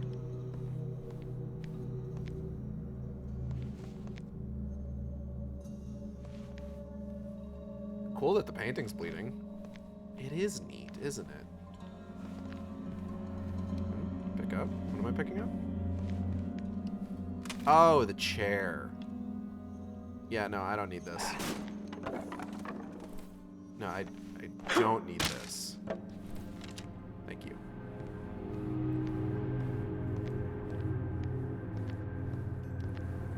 Okay, grab the first aid kit. Photorealistic bloody acrylic. Alright, let's see. Yikes. Vinyl Weckwood. One kid must have gotten so blasted on strawberry jam.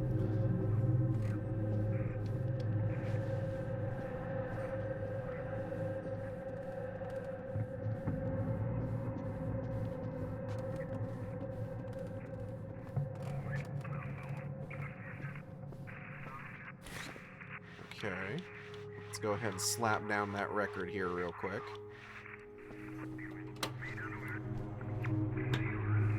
It's useless without the handle. Oh, we gotta find the handle. Okay, hold on. Did I overlook it somewhere? 1 second.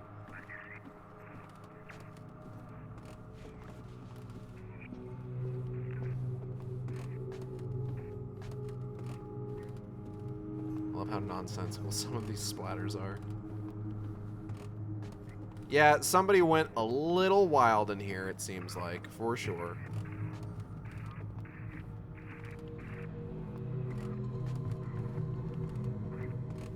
No, it doesn't seem like it's downstairs. Maybe I missed it upstairs. 1 second. Check the room where the kids were murdered again. Don't want to pick that up. Hold on. Ah, there you are. That I do want to pick up.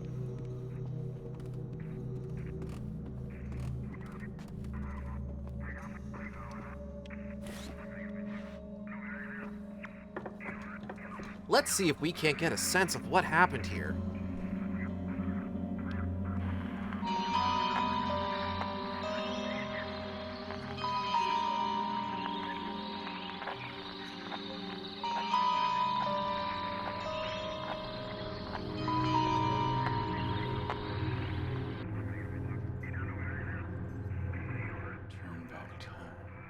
If I could turn What does that mean? back time. It could mean nothing, but it could also mean everything.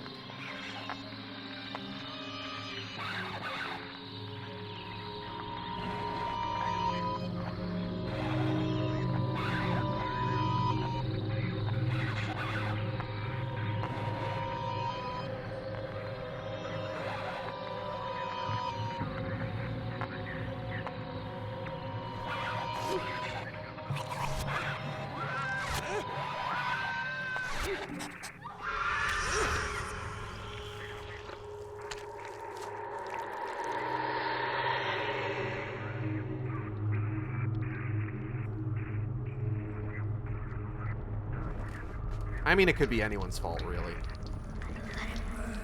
If you say so.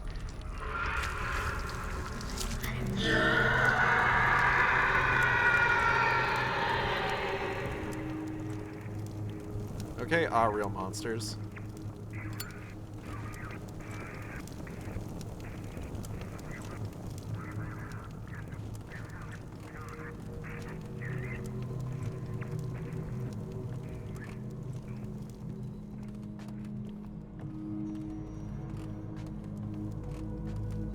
Jesus, that scared the crap out of me. Hello, Xanda. Now there's the stock noises. Why did that soundbite? Was that the real monster scream? That's what I get for lurking. That was, in fact, the real monster scream. You got it in one.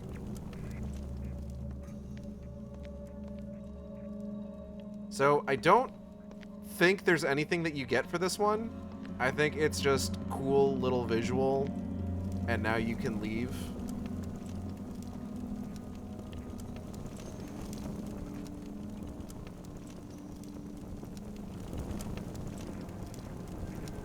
Yeah, we'll just let it burn.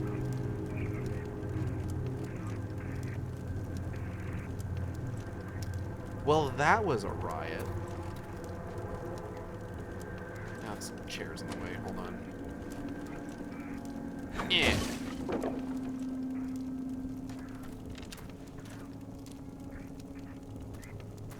Can I leave? How do I leave? Hello? Oh, this way. That's odd. Why have a side quest with no reward? It was a cool visual. I think that's all it is. Let me hold on. I can double check that actually. The Guamophone.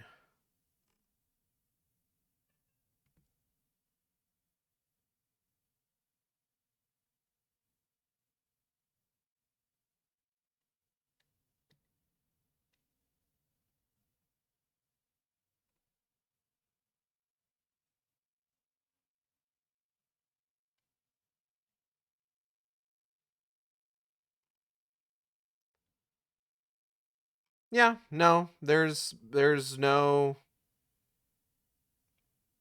reward for it. Not really.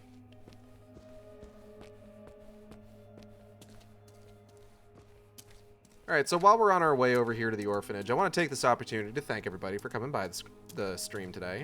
I hope you all had a good time. I know I did.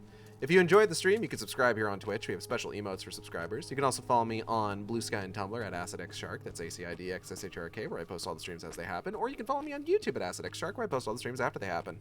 Art for the stream was done by Audrey and B of Team Catapult. You can find on Blue Sky, Twitch, Tumblr, VGen, and YouTube at Team Catapult. That's TEAMCATPLE. They do fantastic work. Highly recommend checking their stuff out. When they're open for commissions, I highly recommend commissioning them, but don't email them. Use the VGen. VTuber was done by Teva, who you can find on Blue Sky at Teva Meow. That's TEVAMEOW with rigging by V747, who you can find on Patreon. Upcoming streams. We still got a good chunk of this game to go. I am imagining with the rate that we're moving at,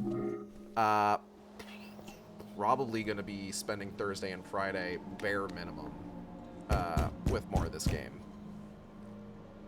Or we could finish it on Thursday. It's entirely possible. There's not a whole lot that we need to worry about going into, like, the end of the game post-orphanage. Yes. May I help you? I'm Murphy Pendleton. I received this letter today, but I think there's been a mistake. Ah, yes, Mr. Pendleton. We've been expecting you. You were the only family we were able to locate. Your presence is very welcome. Family? No, that can't be. I mean... Bless you, child. I understand this must be very confusing for you. It is very confusing for me, in fact. We've checked the records carefully, and I assure you, there's no mistake. Please, come in.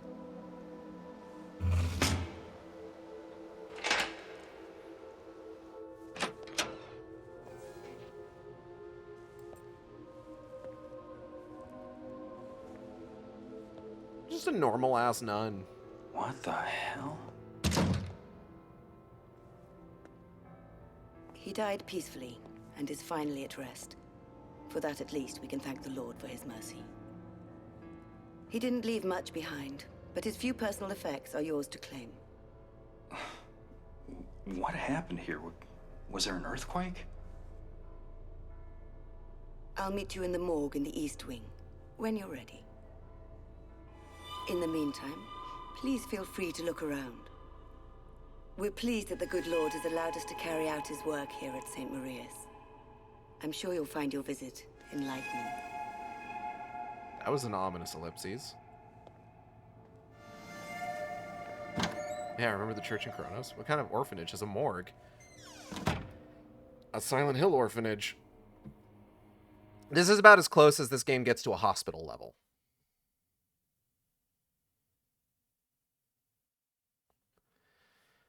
But yeah, we've got the orphanage, then a brief stop over in another part of town where there's like a few other like houses that we can check out, one or two side quests to do. And then from there, it's actually just straight to the end of the game, and the final level.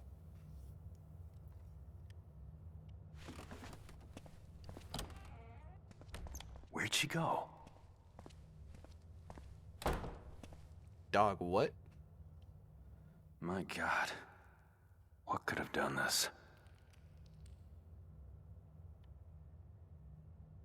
Man, me having the brightness all the way up for this game is like... this level is not doing that decision any favors. But yeah, it could honestly go both ways. We could potentially finish this by the end of the stream on Thursday. We could dilly-dally a lot and take 2 streams to finish this, but we are going to be finishing Downpour this week, and then, ooh, baby.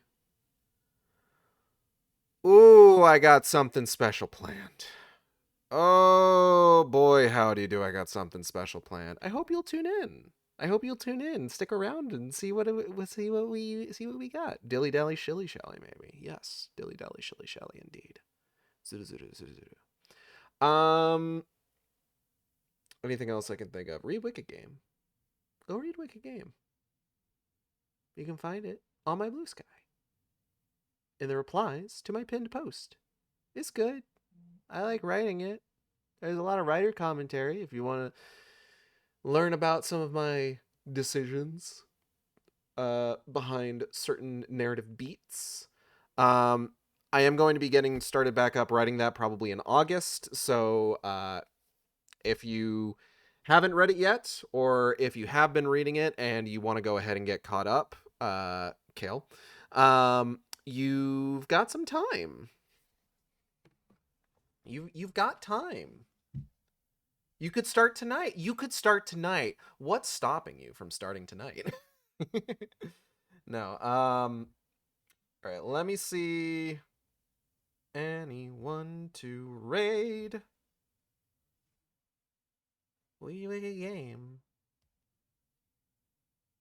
Juju has been playing something for about half an hour. Let's go ahead and raid Inu Juju. Playing Little Goody Two Shoes. I have no idea what this game is, but I'm sure Juju will explain it. I'm going to go ahead and get out of here, and I'll see you next time on the Shark Stream. Same shark time, same shark channel. Take care, everybody.